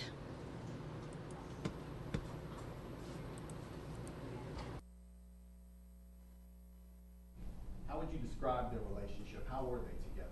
Rocky. Vicky Cook, Deanna Cook's mother, told the court how her daughter and Delvecchio Patrick would not just argue, but fight, and how both had injured the other in their 4-year volatile relationship. Delvecchio Patrick sat in court with a full head of hair, braided, a different look than when he was arrested, back then bald. Vicky Cook testified to what she and her other daughters found when they went to Deanna's home. When Carlita kicked the door in, the smell hit her and she just turned and ran.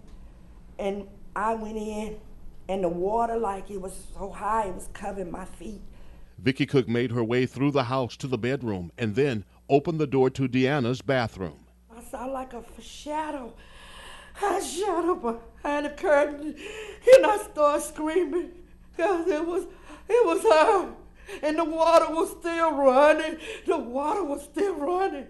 And I just said, he killed her. He said he was going to do it, and he did it. He did it. People in the gallery were crying as Vicky Cook gave her anguished testimony. Judge Brandon Birmingham called for a recess.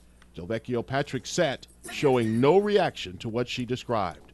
Jurors stared in his direction. Some wiped their eyes. As court resumed, Deanna Cook's August 17th 911 call played in court, much of it too horrific to broadcast. What you do hear now is uncomfortable to listen to, as Deanna Cook begged for her life. Help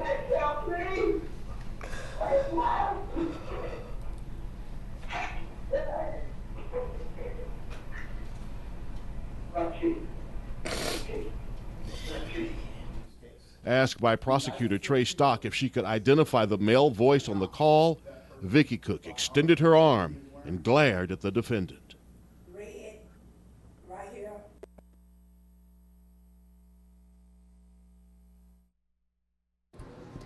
I teared up that last time watching her testify again. I thought that was very sad. But here comes Troy Hayden to lighten the mood. What is so sad? Why are you playing sad videos? Because all I know is murder trials, so That's all you know. You know more than that. Well, I know murder trials and Justin Bieber. Biebs, the Biebs. You're doing a Bieber-esque story tonight on the 10. Yeah, kind of. Well, it's broader though. It's like actually we should talk about this because wasn't that kind of like your past life? That was my promoting people on the internet. So I mean, basically in LA now, there are agents strictly for YouTube stars. That's how the Biebs got his start. It is. And so basically he's got all these, what, you're acting like it wasn't. You know something I don't? No, I think that really, I think that I can't think of anyone else other than Justin Bieber that has made a name for himself on YouTube, and it's extended beyond. As big as it is? Yeah, it's extended beyond YouTube. What about that Marbles comic, Jenna Marbles or whatever? My kids like her. Wait, we have breaking. It's like, what's the one with the dog? And wait, she there's goes. A chase, I think. Wait, what are we? Oh, we got a chase. Oh, we got a chase. 36. Record 36. Look no, at this. I don't even have to. Well, I'll work on our lower third. I'll do that. Yeah. Well, we got a black pickup, and this is the part of a chase that always makes me kind of sit at the edge of my seat, because when you see these guys on city streets and see that minivan sitting right there, you're I just always waiting think, for them to plow into somebody. right, somebody who has no idea what's going on, and well, so. that was. I think we had a very brief car chase yesterday, and I hate to use the word exciting, but the peak was when a a resident in the neighborhood, just a random person, parked his car in the middle of the street to try to create a buffer so the guy that had stolen the car couldn't get through, and it would be stopped by the police. And both the guy that had stolen the car and the cops just blew into this. I mean, just smacked right into the random person's vehicle. And I was asking Mark Martinez who has to pay for that. And Mark Martinez and Brian, our producer, told me that it's in restitution, that the thief inevitably has to pay for the car. But I wouldn't. But they don't have any money. That's true. And I wouldn't just throw my car in the middle of the street. I'm just not a good enough Samaritan.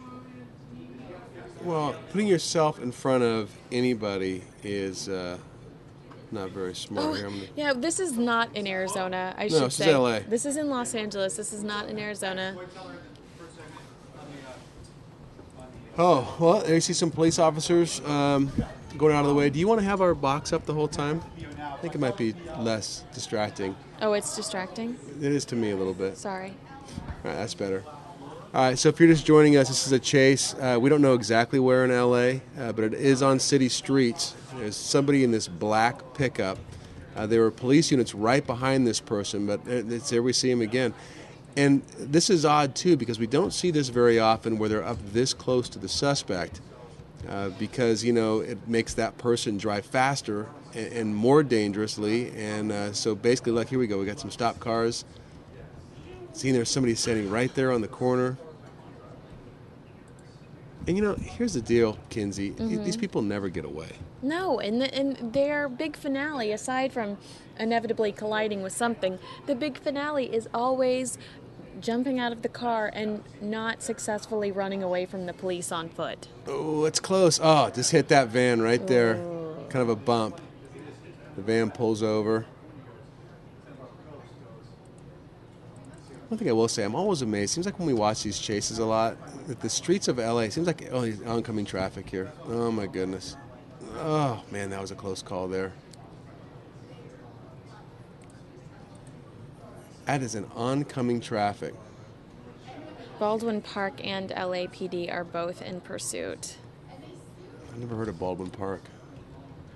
Now look at this, wrong way. Oh, coming back through the intersection again. And you just hope, beyond hope, that there's not going to be some car with a couple of kids in it or somebody just not quite paying attention, or that motorcycle rider that went shooting by right there. Yeah, motorcycles in Los Angeles already make me nervous. And this is a big full-size pickup, so I mean that's a big, heavy vehicle with a powerful engine. And just a couple of minutes ago, we saw, and then here we go, an oncoming traffic again. So look at him flashing his bright lights. Hoping not to hit somebody. Wow.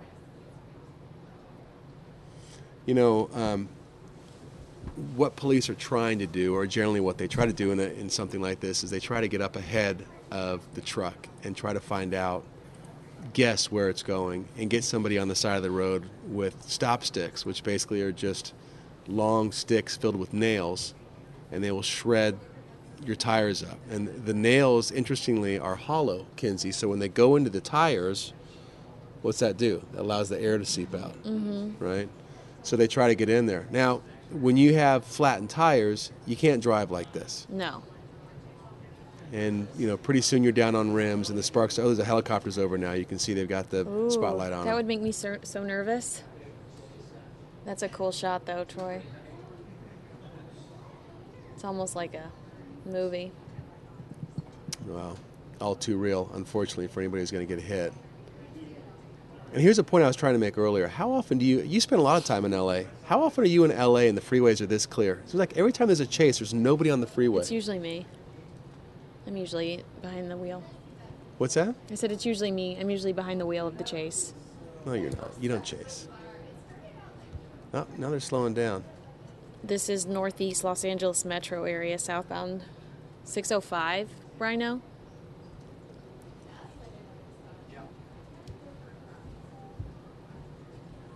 You know what, though? That rear end appears to be a little squirrely, I've got to say. So maybe they did get a tire or something. I don't know. That rear end does look odd. Well, it looks like I don't. Up. Yeah. Now he's Whoa. stopping. Whoa. Up. Going over the median again. Nice. Oncoming traffic. That's lovely. Oh. Oh my goodness. I know I said it yesterday when I was covering one by myself, that the newsroom will all collect around the TV, and it's very audible. Yeah, it's one of those things where it's hard to look away. And I know people always say, why do we cover these things? This is interesting, Troy. This is a vehicle tracked by LoJack. So LoJack is a technology that you can get for your vehicle. If stolen, police can track it via a code, and then police can use radar, like a radar, to track it if they need to. And apparently, this was a stolen vehicle, and it was reported to LoJack. A lot of GM vehicles have that kind of built into their OnStar stuff. Mm-hmm. But this appears to be an older truck. Looks like the paint's a little oxidized or something. Looks like his lights are off too, doesn't it? Now it does. So dangerous. Barely threaded the needle there. All right, if you're just joining us, this is Southern California. Where else? The capital of car chases. And this driver, we've been watching for the last, 5 or 6 minutes or so, just kind of driving through surface streets, got onto the 605 freeway for a short time, but just so dangerous. You look at speeding through a neighborhood like this, and kids could be walking around up here. And it seems like when they get into a spot like this, though, they know the neighborhood. So let's see what happens. Oh, he's bailing out. Yep. Oh, and it's on foot now. Yeah. So I would guess that this person knows this neighborhood. All right, running through the trees. And the real worry now is that somehow the person makes their way into a home. Yeah, and hopefully it's not suspecting. Yeah, hopefully it's not a stranger's. Whoop. Trying to get into a gate. Oh, that's so scary. And this is this we saw this yesterday. Then jumping on roof, like they'll jump on a roof, they'll jump on a wall. Wow, what? And he's got down. That's an empty swimming pool in that backyard. Wow. So, they're trying to get into that house. Yuck.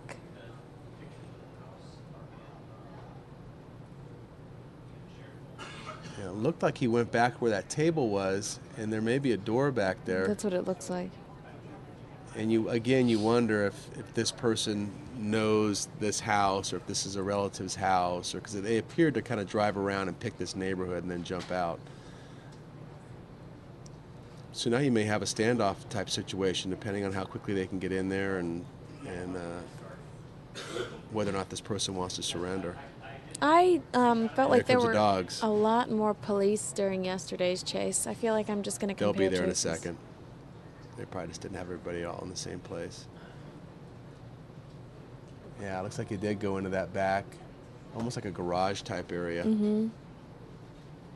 Well, this is going to be interesting. Well, I would imagine now this lone officer, it looks like a canine officer up in the front with a dog here, and they're probably going to wait and see, get some backup.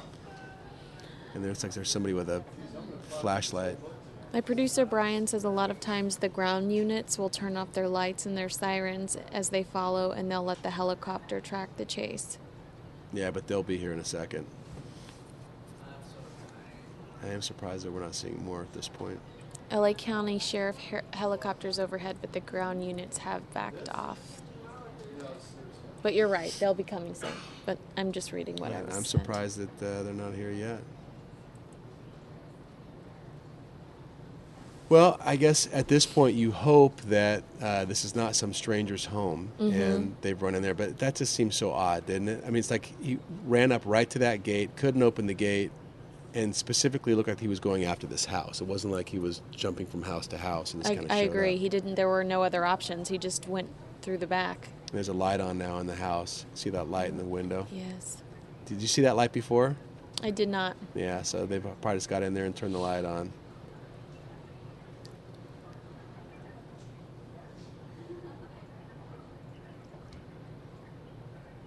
Yeah, it looks like they're just sitting out front. At least that officer is sitting out front. Maybe they're establishing a program. Here comes another officer right here. Oh,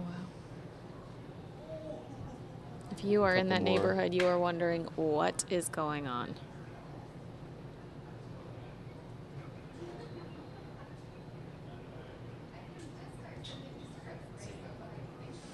Well, so here we are, Southern California. Driver was in a black pickup, like a full-size, looks like a Chevy or a GMC pickup. Apparently low jack, which tells you when your car was stolen, was activated. Police officers started following the car, and that's where we got where we are, the truck, I should say. Yeah, you can see all the units to the left when they pulled out. So they probably have this whole area kind of blocked off, and they're just waiting to go in and get this guy. Obviously, you imagine it's very dangerous to go in to a home like this. You just don't know what you're going to get. What do you do? What do they do in that scenario? Do they go in or do they wait it out? I don't know. I think they wait for a while. That's why you see these standoffs so often. It's like, at this point, unless they think somebody inside that home is in danger, what's the rush?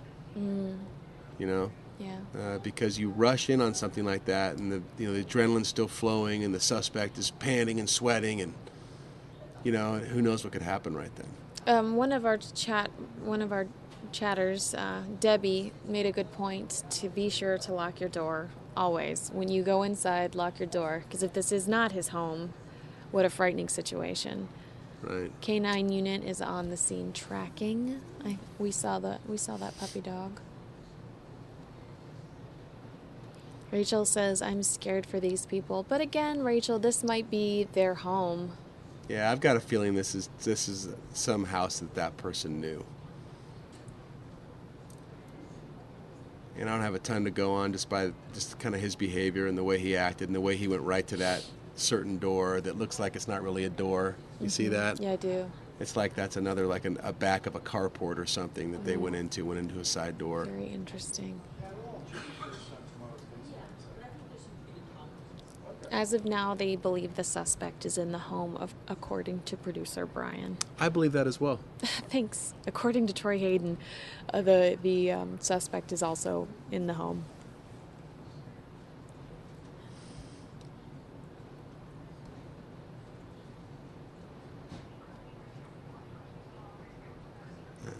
At this stage, standoffs aren't a lot of fun to cover.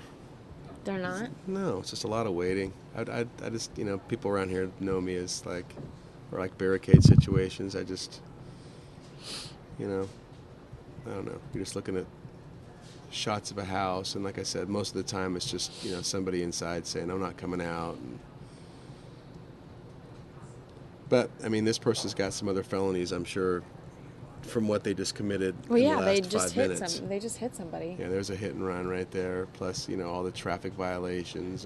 But one of our followers did say that they did use their turn signal, which was impressive.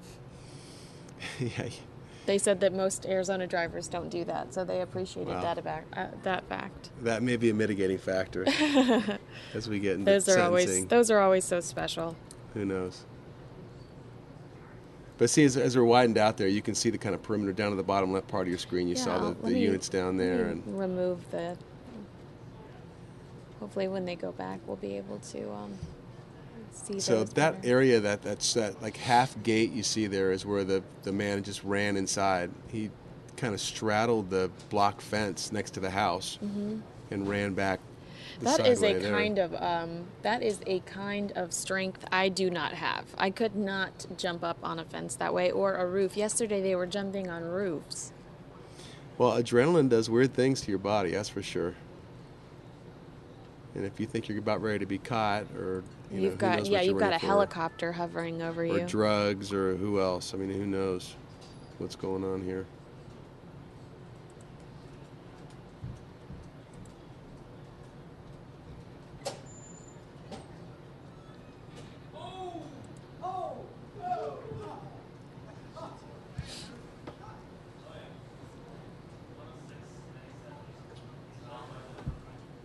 Usually when there's a large reaction like that in this building, it has something to do with sports. Yeah, I was looking around like, did I miss something? I hear people saying, oh, I think it's a basketball game.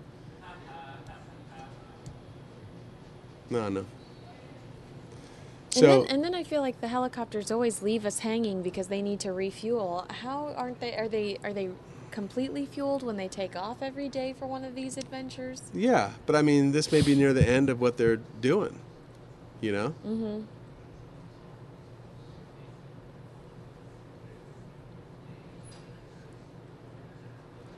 Oh, that's funny. Producer Brian sent us a picture of What? Of all of the staff around the TV during the car chase. Oh. That's kind of funny. So that I could share.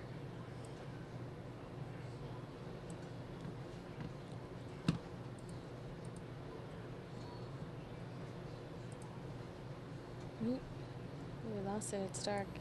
This is what the newsroom looks like when there's a car chase. Everyone hovered. And the screen is to the left of the Fox 10 there. Mm-hmm. You're getting pretty good at this stuff, Kinsey. I'm impressed. You got like words coming up on the screen. Words. You have video coming up at appropriate times. Right. Yeah. I'm even the live stuff. I'm jumping on it. I'm impressed. There's been no mention of lunch meat at all. Oh, Troy. Oh, well, I mean, is it an appropriate time to continue with our discussion? Because I have a lot to say about this YouTube thing. But I think we might want to stay in the car Well, I tell you what. Now, chase. why don't you put up the double box like Okay. you had last time? Okay. So we're going to continue to monitor this situation here. My feeling is we probably won't see much movement on it for a while because I don't think they're in any hurry to go in there and get this guy. Right. All right. But we're talking about a story that I'm running at 10 o'clock tonight, which I'd love all of you to watch if you're here in They're all, by the town. way, watching Gordon Ramsay. So I told them that they have to watch your 10 o'clock. That's at 9 o'clock. Oh, you're doing it at 9? Well, 9 is my Gordon Ramsay. I went to Las Vegas and ate in 2 of Gordon Ramsay's restaurants that were fantastic. Yeah, we know. You show They're off so about good. it every day. What? We have Show off different people about watching. Cutting into the burger and it being glorious. Oh, so good. You ate a burger. Yeah, that's the farm burger. So he's got 3 restaurants there. One of them is called Steak. One of them is called Burger, B-U-R-G-R, as in Gordon Ramsay at the end. And the other one is the Gordon Ramsay Pub and Grill. So I went to the Pub and Grill and I went to Burger, and they're both operated by former Hell's Kitchen winners. Yeah. Scott Cummings from season 12 and Christina Wilson from season 10. And they're both Do you have excellent chefs. exclusive interviews with both of them? I don't think they're exclusive. They're exclusive to Phoenix, Arizona. Tonight. Oh. Well, no, I just mean, did you actually sit down with these chefs? Did you talk to Oh, them? yeah. Oh, that's going to be neat. I was in the kitchen cooking with them. I didn't do much cooking. I was Yeah. talking and they were cooking. They didn't want me cooking. Yeah. I mean, and I'm a decent chef, but these guys, I'm a cook, I should They say. are A+. Yeah, I mean, and like I said, I'm saying in the intro to this story, I just wrote it a few minutes ago, is if you ever wondered whether or not the people who win Hell's Kitchen are the real deal, they are the real deal. And they get jobs, which, you know. Well, yeah, they automatically get the first job, which is at a Gordon Ramsay restaurant, mostly now. Yeah, but like Christina won season 10, and she's had 2 contracts renewed since then. That's great. She started Steak, and then and they got Best Steak in Las Vegas while she was executive chef there. And then she went to Burger, and they just won Best Burger That's awesome. in Las Vegas. Good for her. Yeah, Rachel's saying to take her last time. Dana wants to know if she can watch these segments online, and Yeah. yes, I will play them as soon as I get permission to play them. But we had to make it exclusive to the 9. But they can watch it 9 o'clock. Yeah, well, she's out of state, so I know. that's why she asked. Fox10Phoenix.com. Fox10Phoenix.com. Yeah, You can watch it. You can watch it at Fox10Phoenix.com. And then the 10 o'clock is you have an interview with an agent who represents YouTube celebrities. Right. And tells people what you need to do To become one. to be successful on YouTube. I bet you have some tips too. Oh, I know what not to do. Debbie would like to know what kind of hair conditioner I use. I love this chat room. I don't really know. Please. No, I don't really know. You don't know what kind of hair conditioner you use. I don't know. I just use whatever. What color is it?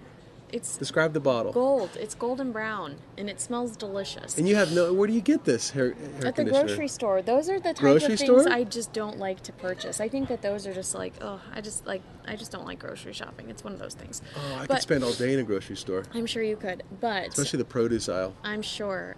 But so what I was saying to you earlier I love is handling produce. Justin Bieber is the only Jenna Marbles. The only place I've really seen her expand, and the only place I've really seen her outside of YouTube is she got a Sirius XM show.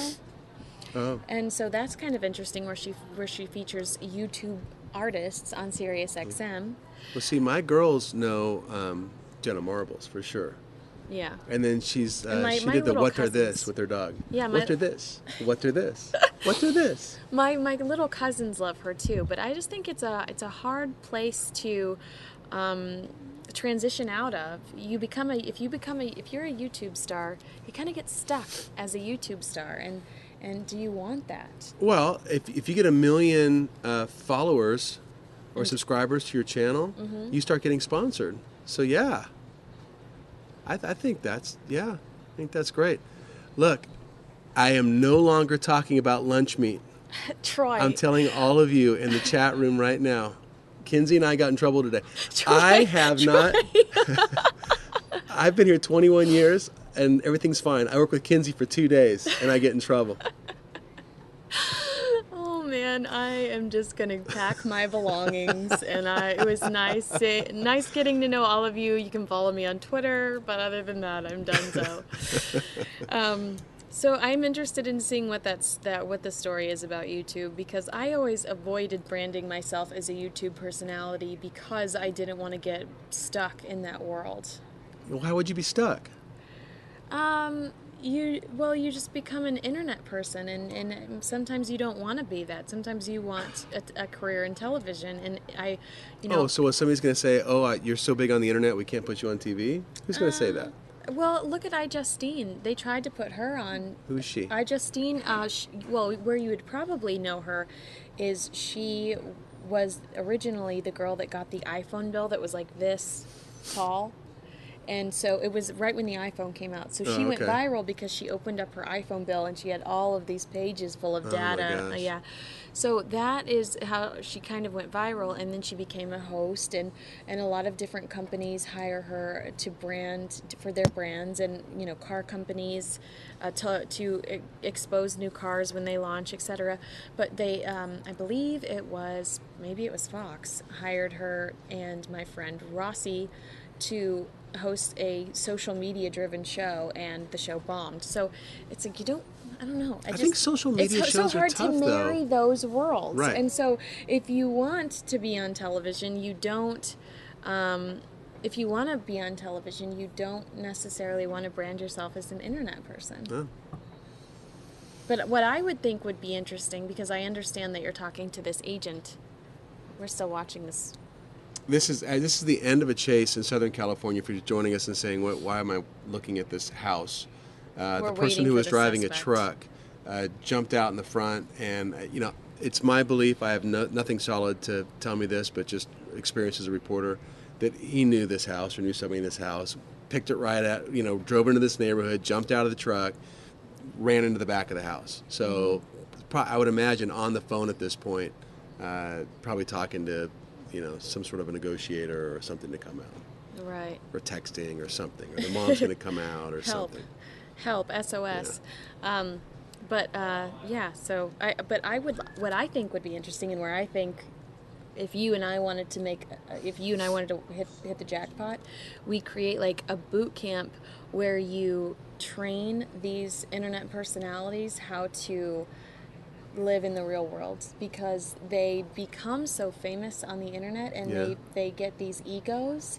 Because I had to deal with a lot of them when I worked at Young Hollywood, and I would interview these like YouTube stars, because they were all in the YouTube family with Young Hollywood.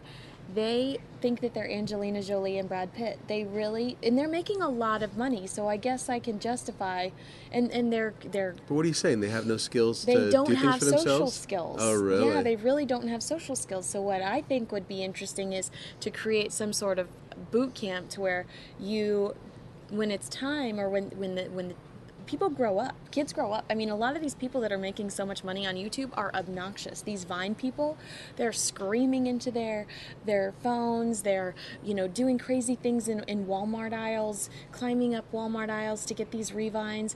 I think where the money is taking these people that inevitably lose their audience because their audience grows up and helping them grow up and get real jobs in the real world. Because I am one of those, I don't know, I think I'm probably pretty jaded in the sense that I think that this is all temporary, and you've got to prepare for the next thing, and maybe the next thing is like a real job in the real world.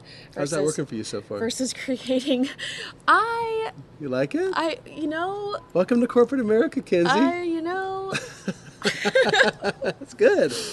But it's good. You gotta, because that is the real world. That should be part of your boot camp.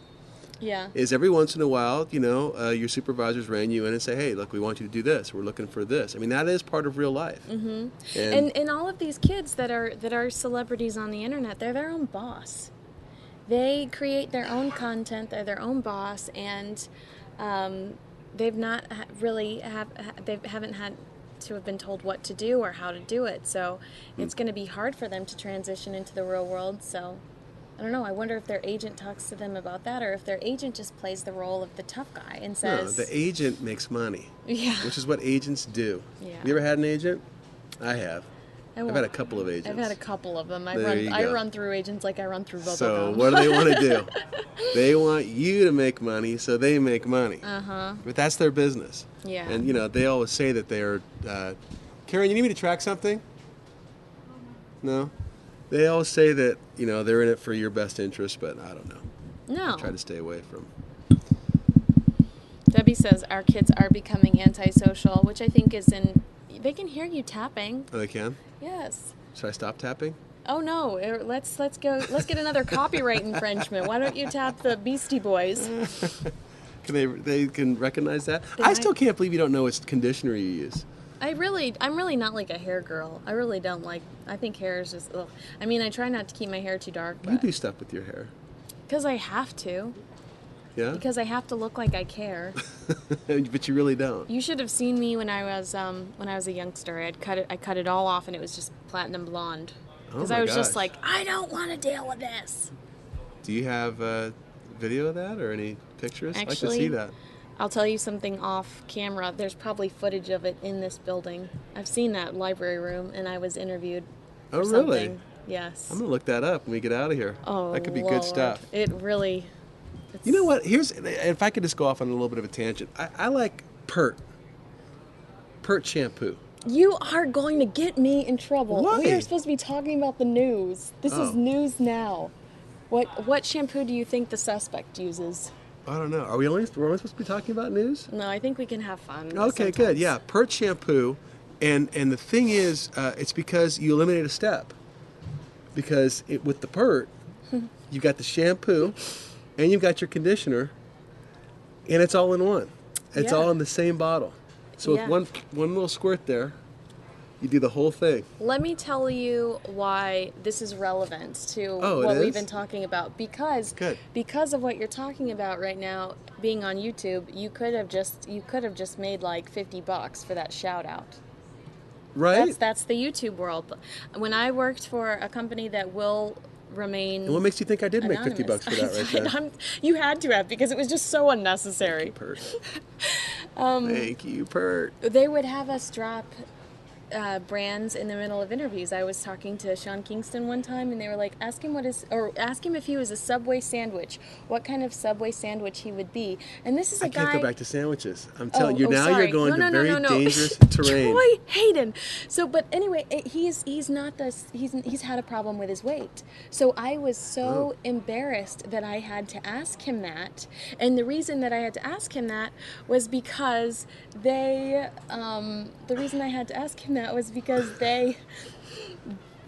were being paid by Subway to do like these. And so he's like, yeah, I'm not, I'm depressed in my career. Have you tried a Subway sandwich? I know. It was really one of the lowest moments of my entire life. It was, But that's how. Why is that low? That's commerce. I didn't want to hurt his heart. I didn't want to hurt his heart to. Oh, so this guy had nothing to do with Subway. No, he you had just had to nothing get that do. in. I had to do it for the media outlet. Oh, that's awful. I know, That and is so bad. and I didn't want to offend him because this is somebody that I might interview in the future for a different outlet. It was so uncomfortable, and to know that I'm not making bank off that. I'm not gonna receive the big check from Subway for doing that.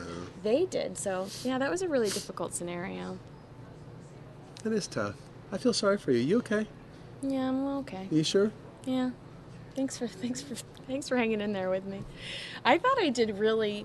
I mean, I had some solid packages before you came in here. I mean, granted they were all murder, but I really thought I'd pull together some good stories tonight. You did. That's what you're saying. Yeah. You put together a solid show. Yeah. I mean, this is kind of just taking away from it, but this is also exciting as What's well. taking away from it? Our conversation or this? Us waiting for the suspect to be forcefully removed from the home in Baldwin Park. Yeah, I'm surprised they're all still over this. I mean, it's only 8 o'clock in L.A. Not even. So they're not in news time. I heard that LA's watching your story. L.A. grabbed my Gordon Ramsay piece tonight. Congratulations. Thank you. I think it'll go all over. It's a good story. It's nice. I looked at it earlier, and I said, it needs something. And so I went back to our crack editor back there, Jake, who's so good. What does crack editor mean? Well, he does a lot of crack. Troy? Which is not, it's frowned upon here at Fox. No, he's a good editor. I was joking. He's a good editor. Jake, he's outstanding. So I went back to him and I said, hey, it needs something, and I read a great book on Walt Disney. And people would come to him with a cartoon. And they'd say, look, here's the new Mickey Mouse cartoon, Walt. And he'd say, oh, I love it. Now go plus it. He'd say, plus, go plus it. That's so sweet. So they'd have to go do something to make it better, make it a little better. So Jake plussed my story tonight. And what did he do? What was the missing ingredient? Alfred is right. More cowbell. He added cowbell. He's got to be kidding. You've got to be kidding. There's no cowboy. That was funny. More cowbell. Actually, in a way, it was. It was just like it was a bed of music. Oh, is it music I'm allowed to play on YouTube? It's music that we're all allowed to play. Okay. Yes, it's like right, we good. have a stock supply of stuff that we are allowed to put on the internet because we own it, or I forget exactly how it works. Debbie there's says only a small limit. crack means fleek. Crack means fleek. Our fleek editor. Crack is not on fleek. No. Crack is bad. No, it's whack. Crack is whack. But when you is what say they crack editor, it's actually good. Okay. Crack is good. Does that mean like a last minute editor? Like he's a crack. He's a good. He's like a clutch. Oh. At that point. Oh, he's that's a crack. interesting. He's good. I'm still never learning. heard that before? No, because this is I'm Well, still you learning. teach me fleek. Yeah, and you teach me Crack. editor. You bring me fleek, I'll bring you crack. Editor. Editor. Yes. Yes, I'm gonna be as specific as I can in certain situations up here from now on. All right. So, and we've been having some fun because we're just kind of watching the news go by. But my story tonight will be very good. I believe it. I'm looking forward to the YouTube story, but I have been looking forward to the Gordon Ramsay story for quite some time. Yeah, they're both good Too tonight. bad you couldn't FaceTime with him from the kitchen. He, Is this is interesting. Is he hard to Well, interview? here's the deal. So one of his people came here to Phoenix, and they were on our morning show. Mm-hmm. And so when I saw them, I knew I was going to Las Vegas to do a story on the B-29. So I tweeted at him, and I said, "Hey, Gordon," or that's what I said. I'm trying to think exactly how it happened. No, I didn't do this. I said something like, "Sounds great. I would love to see this sometime," or something. Like he retweeted something. Well, all of a sudden, he follows me on Twitter. Yes. Gordon Ramsay. That's kind of a big deal. I thought it was. That is. He's not following a ton of people. No, Justin Bieber follows me. Why'd you have to pull out that trump card? I'm telling this nice story about me. Sorry. The it's all focus about you. The focus is over here right now. The focus is, it is. Okay, so keep thank talking, you. pert. One step. Two goals met with the pert. That's awesome. Shampooed and conditioned as we continue to watch the car chase in Baldwin Park. Well, I guess I could change that to suspect in home. Yeah, you probably should change that. Thank you. So anyway, when somebody follows you on Twitter, you can then have a direct message. Right. Yes. So that's when I said, Gordon, love your work. I'm going to be in Las Vegas, and I would like to come and visit your restaurants. I don't know if you're going to be there. That'd be great. Give me a time you're going to be there. I'd love to meet you and do something with Fox. Because as we saw tonight, they share the stories all over. So LA is going to have the story on tonight. We're going to have the story on tonight, and then a lot of times we put it on some sort of a feed, and then everybody can use it whenever they'd like. So that's how I sell doing these stories as well. And he didn't text me back or direct message me back, DM me back. Yeah. But the woman who handles apparently a lot of his PR did. Oh. And said, here's the person you need to call. And that's how it all came together. There wasn't a lot of payoff for that story, was there? There wasn't a lot of payoff? No. Should I go back to Pert? No, it takes me a while to put together a lower third, and then I'm trying to figure out if it's the right verbiage. You're not even listening to me. No, I could be heard saying your anything story. right now. I heard your story. I wish Kinsey's hair was short and blonde again. Did you hear that? Here's what I heard. What? Gordon Ramsay didn't respond to your DM, so you're not that big of a deal. So you're not best friends because he didn't respond. How often does Bieber DM you? I don't know. I hung out with him on my 27th birthday. No big deal. No big deal. I don't see any pictures. Oh, allow me to show you. Allow me to show you one, because not only do I have photos, but then I had the photos turned into works of art. Speaking of, Comic-Con's coming up, and we've got to do something fun for the 9, or for the 6 and the 10. Yeah, it's okay. We can do stuff for the 9 as well. Nah. What is this picture of you that keeps popping up? It's Brian.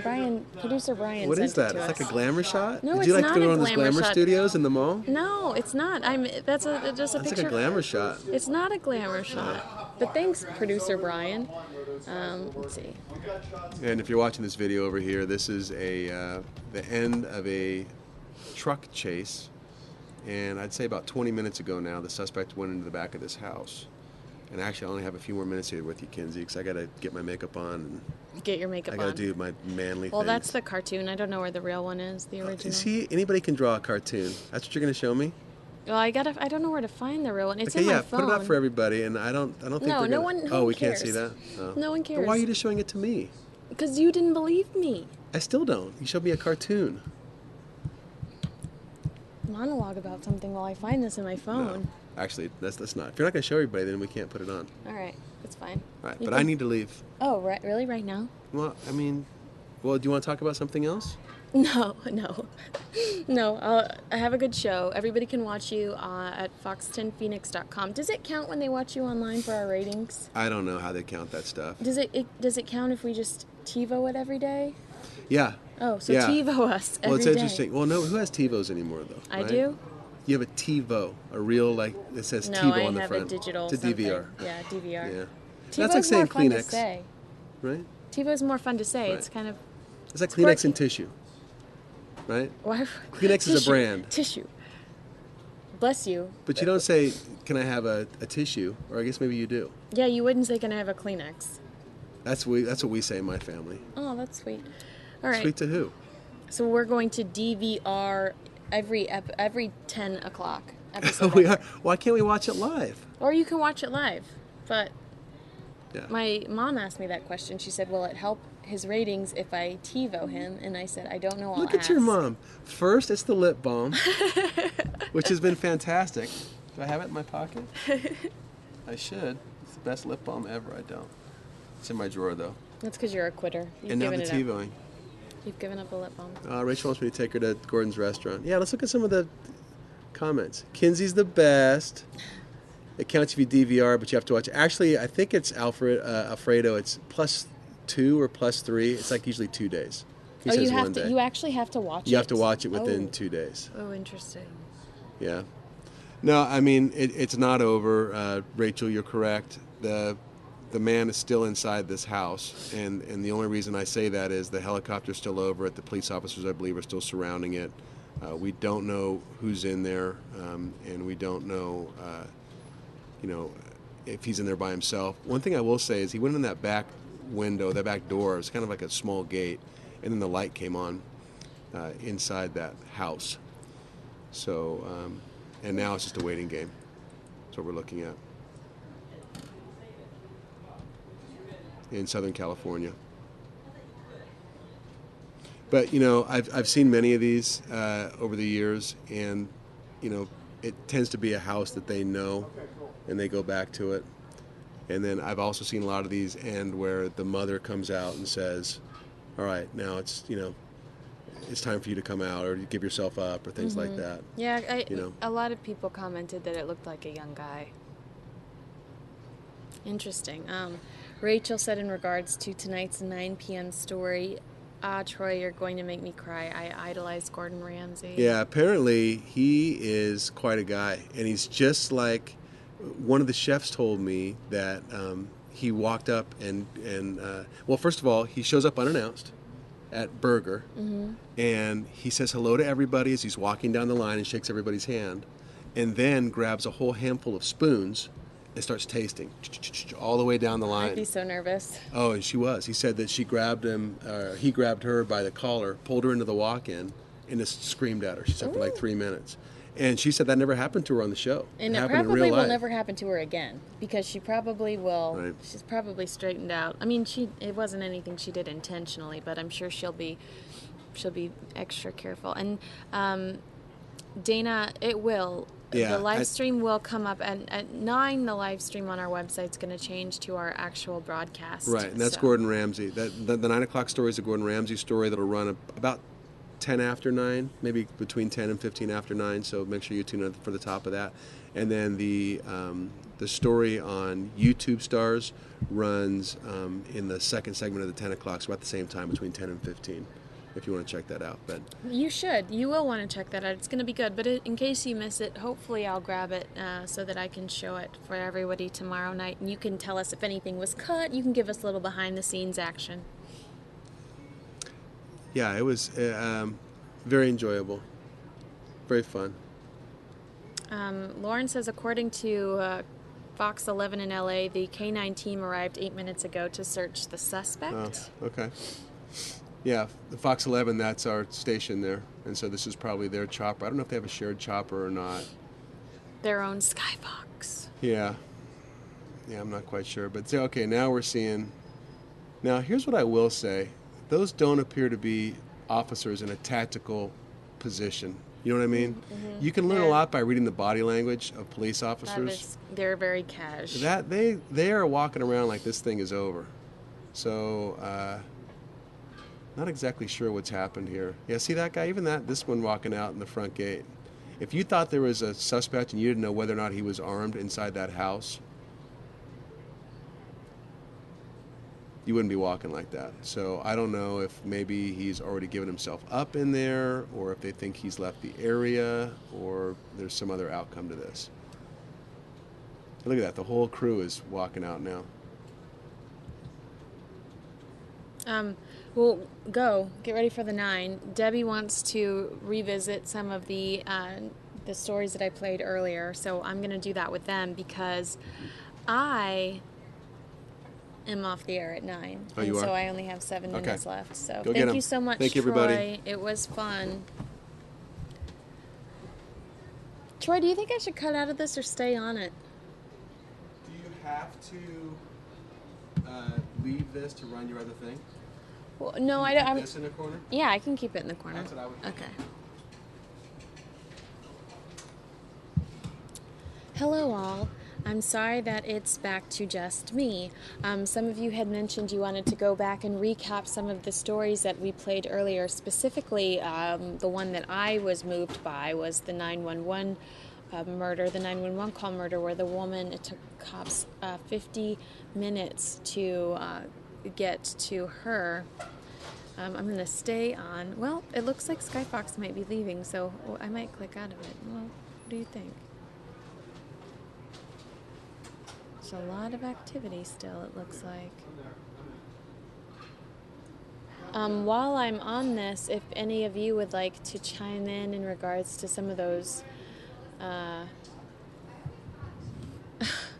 some of those stories, I'd love to see what you have to say. I'm scrolling up to see if I can catch any of it.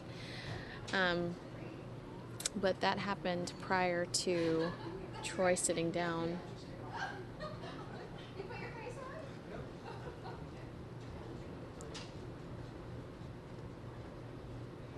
Hi, Jonathan. No, Rachel, it actually happened in Texas, that it took them 50 minutes, and they were so, let me pull it up, they were so disturbed, the family was so upset about it, and where is her name? Deanna Cook. Murder.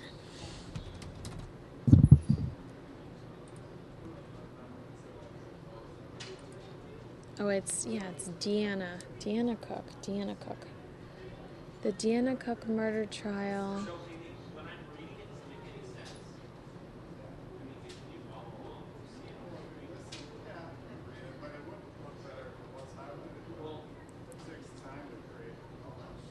I'm looking for a specific article I read about how it took them 50 minutes to get to her, and how they have been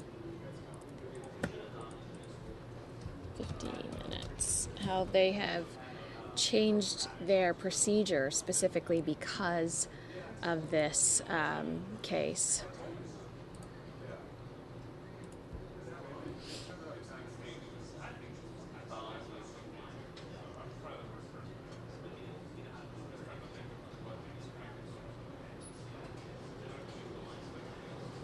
I can't find it.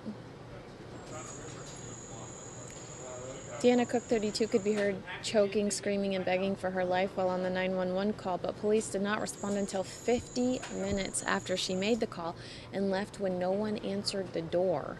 Family members found her body in her bathtub 2 days later in August 2012. Her death made national news and helped spark an overhaul of how Dallas police handle emergency calls.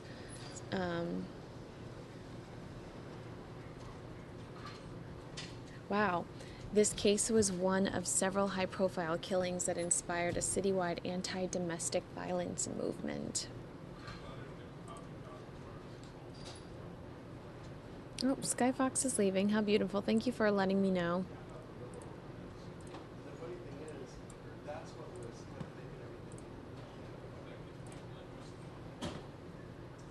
Rachel, they did leave.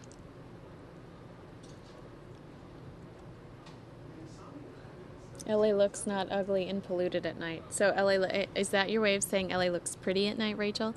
There's your view. It is beautiful, Rach. Oh, Kinsey and Box. That's unnecessary.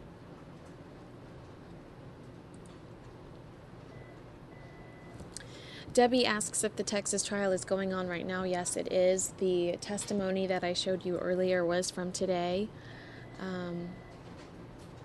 And it was heartbreaking, again.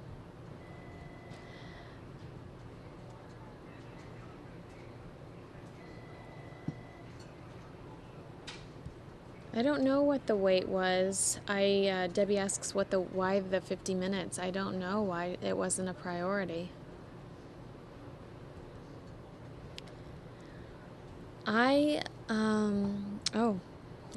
Jonathan is telling us that there is a tornado warning, so let me look that up for you. Let me see if that's accurate.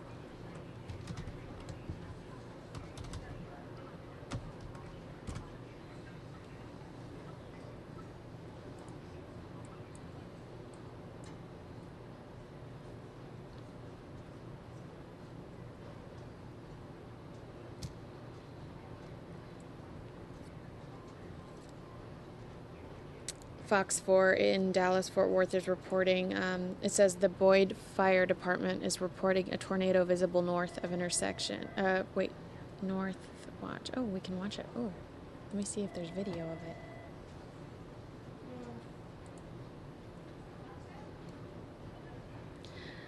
Some of the other people. Oh, right.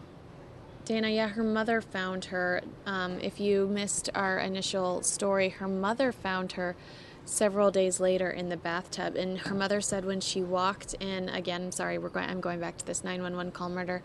They're calling it the 911 call murder because it took them 50 minutes to find her, or they took them 50 minutes to show up to the home after the 911 call where she was choking and crying and begging for help.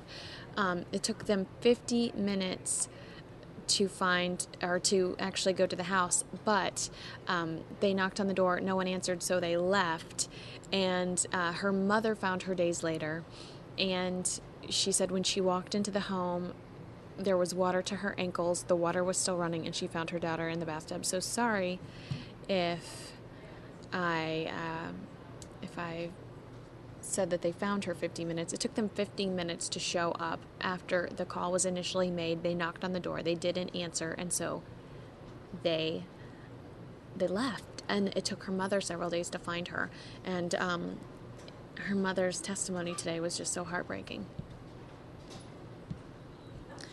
The 9 o'clock news is on, so if you can go to fox10phoenix.com and watch the news happening right now with John Hook and Kerry Lake. We've got some great stories for the 9, including the Ramsey story. Mark Martinez is currently talking about a Valley family scammed by a vacation rental company, and the 10 o'clock is going to be great too, so please tune in. I will see you tomorrow night at 6:30 right here.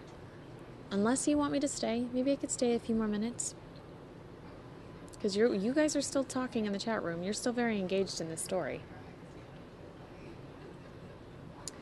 Dana, I don't know if the trial's live streamed. That's a great question, and hopefully I could, let's see. Let me look that up.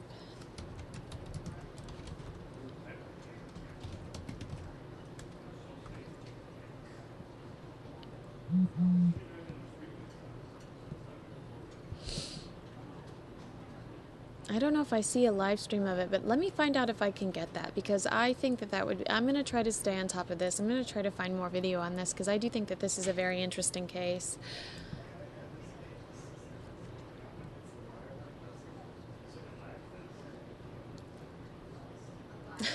Giolio, you're so funny. Aw, thank you, Debbie. I'm gonna